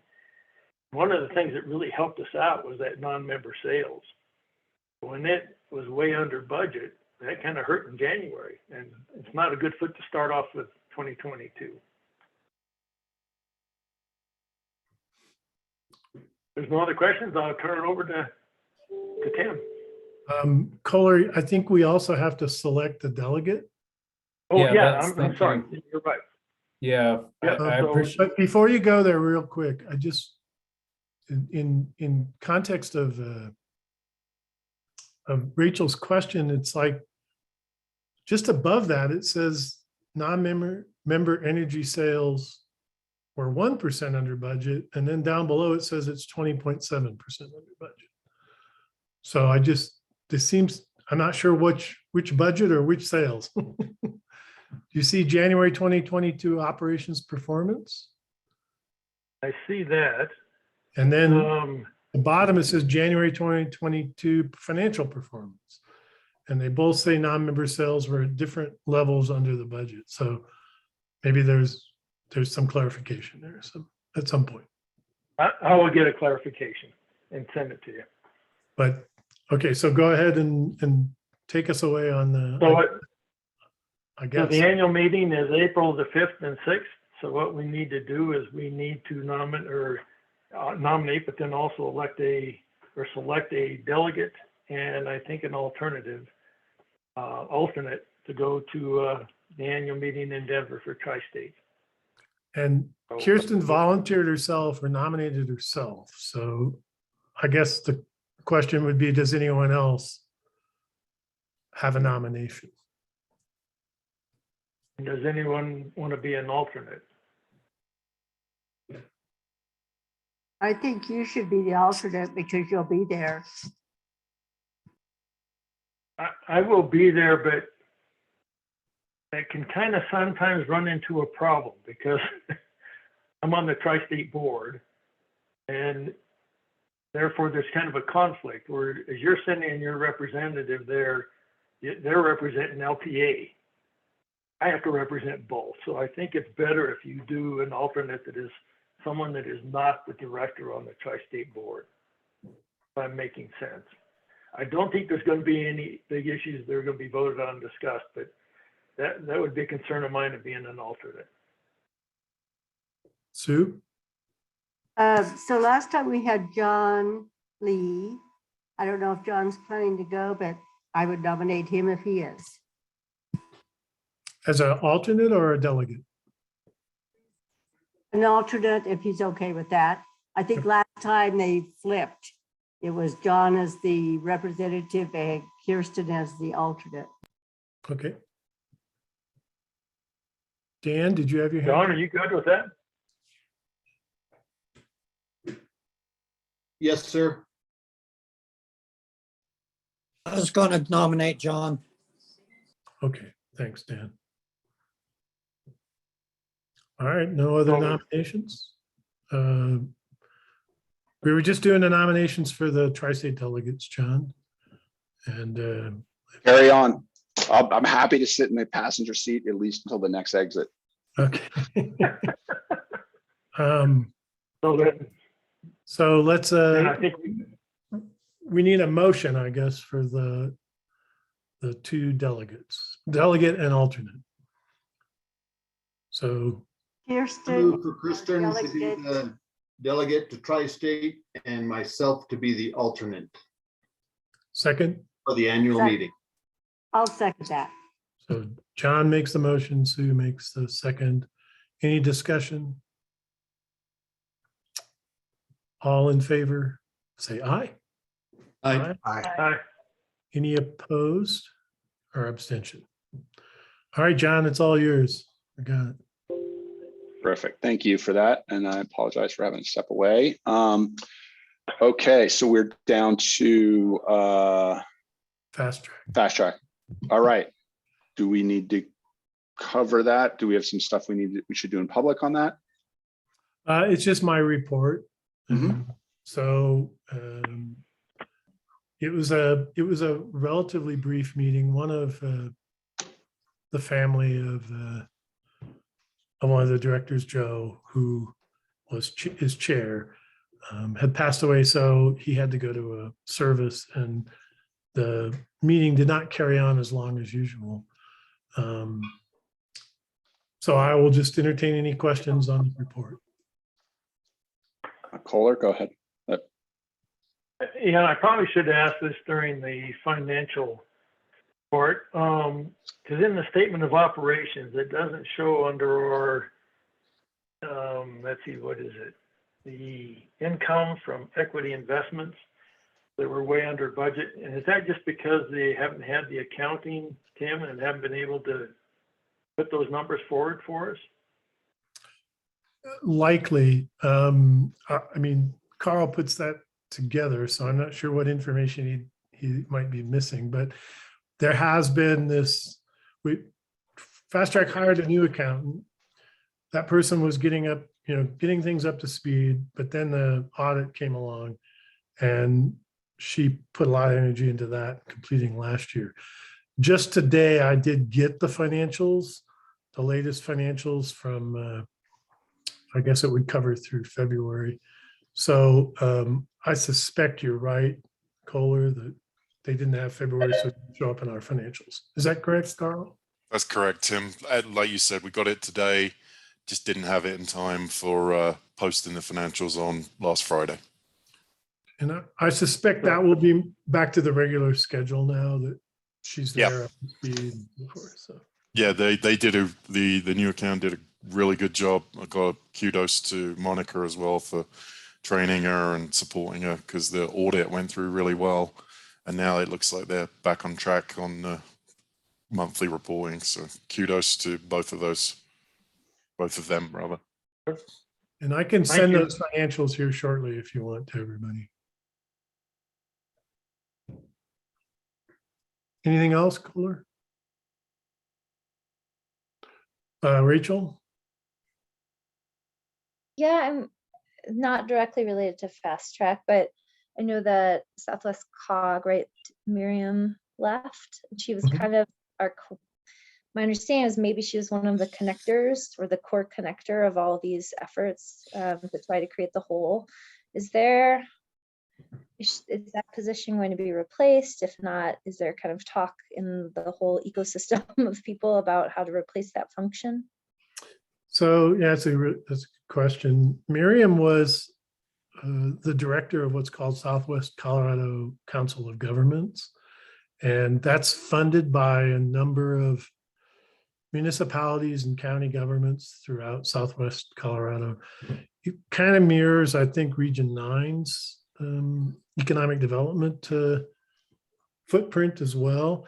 And it's unclear whether they're going to continue that council and hire somebody that's kind of out of, it's in another arena, another discussion. In the meantime, they did approach, what's her name, Marchino, can't think of her first name right now. Anyway, she's the director of Region 9 Economic Development Agency, to see if she would take over the broadband effort, that at least that part, and maybe even the full role that Miriam was fulfilling with Southwest COG. And that's still a discussion. It's not settled yet. So it's still a bit up in the air. And in the meantime, between Kelly and Joe on broadband, they have been working to try and, Joe Wheeling as the chair of Fast Track, have been trying to pull together some efforts to ensure that this doesn't create a gap in discussions for obtaining broadband money that will be allocated by the state, that it doesn't miss Southwest Colorado in that process. And so there is some work and effort in that regard going on that Fast Track is stepping up to do. But in terms of Southwest COG's new director, that's still an open question, I think. It's my understanding as of like last week, anyway. Any other questions? All right, thank you, everyone. Terrific. Thank you. Next is CREA. All right. Well, this is going to be another quick one because they had a meeting the end of January, early February, and no meeting since our last board meeting. So I don't have a specific regular CRA report to write up this month. However, I have come across a challenge, and I need to know if any of y'all want the scintillating experience of representing LPEA at the next week's CRA board meeting. I am going to be in Wisconsin, so for spring break. So they generally hold about a 3-hour session on Thursday afternoon, followed up by about a 3 or 4 hour session on Friday morning. So I can figure out how to do it, but I'm asking if any of you want to have that experience. Sue. Actually, I'm your alternative person for CRA, but I too am going to be gone for spring break. So I'm not sure that I would be of any help. Are they doing via Zoom or are they all? Yes, ma'am. Okay. It's a joint, it's a hybrid. Okay, if you are not able to do the Zoom, let me know and I will attend that meeting, but it would be my preference at this time to probably pass. So if there's someone else that would like to be the alternate next week, that would be fine. All right, I see y'all jumping up and down. Joe, yeah? Oh, Yeah, as long thank as you, it's Joe. I don't want to drive to Denver, so. Okay, I'll get that information and I'll get any information that I've already received to you. And I really, really appreciate you. Thank you. Tell me if there's anything I need to say. I'm assuming I'm just gonna sit there and be quiet, so. I appreciate it, Joe. Thank you. Can you do that, Joe? We'll give it a try. It's the new me. All right. Thank you so much, everybody. Terrific. Thank you. Holly, what time do you have the times just so I can write them down real quick? It's 1 to 4 on Thursdays. And I believe it's 9 to about noon. It's either 8 or 9 to noon on Fridays. Okay, thanks. Thank you. Okay, Western United. Yeah, hi, thanks.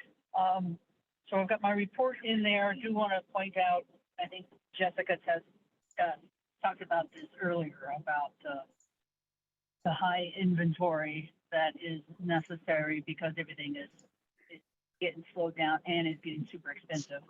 So one, Western United has a much higher inventory than you would necessarily expect from a for-profit company. But two, a lot of that inventory is being held in the name of some co-ops. So we have a lot of that.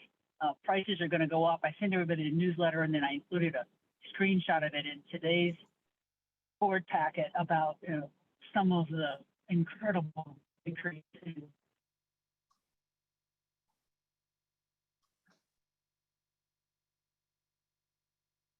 We lost you.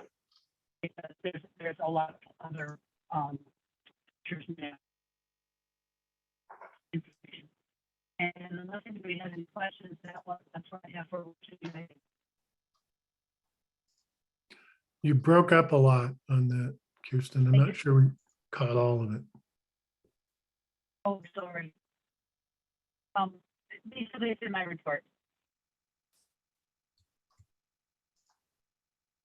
Okay. Rachel, do you have a comment? Yeah, just a super quick question.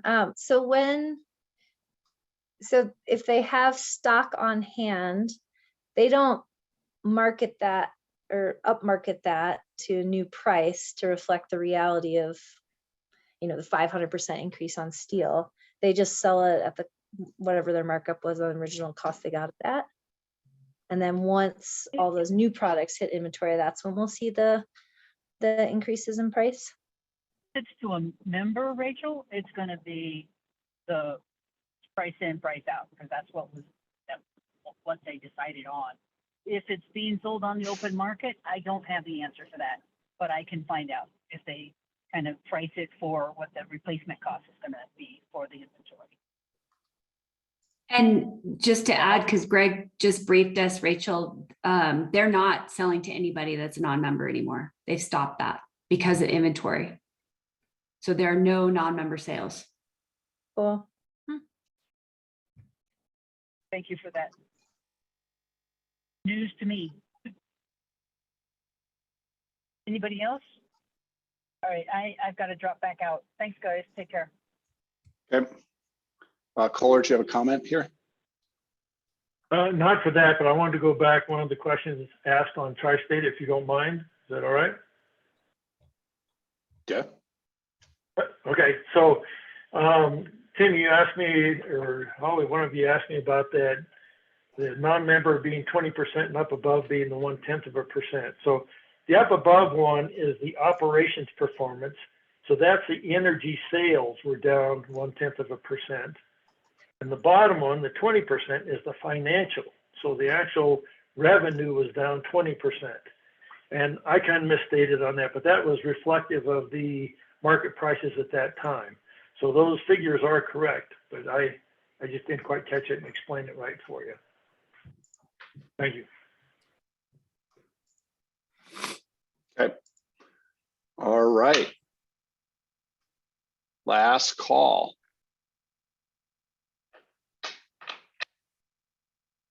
Okay. Well, thank you very much. That is a wrap. We will see you guys next month. John, I'm sorry. I thought we were gonna just a couple things I'd like to bring up. Number one, have we thought about in-person meetings starting up again at any time? We have thought about it. Okay.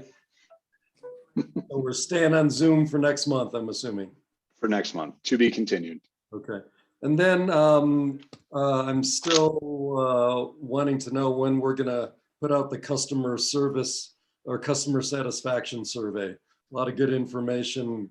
Kudos to LPEA and staff. And we've been sitting on it for a couple of months now. So I'd like to get a clarity on that.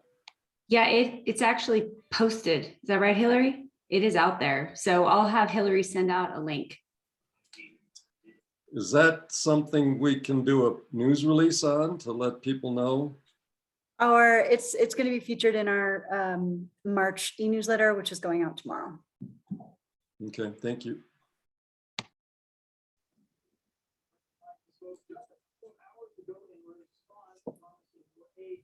Dan has his. Yeah, sorry, Dan, go ahead.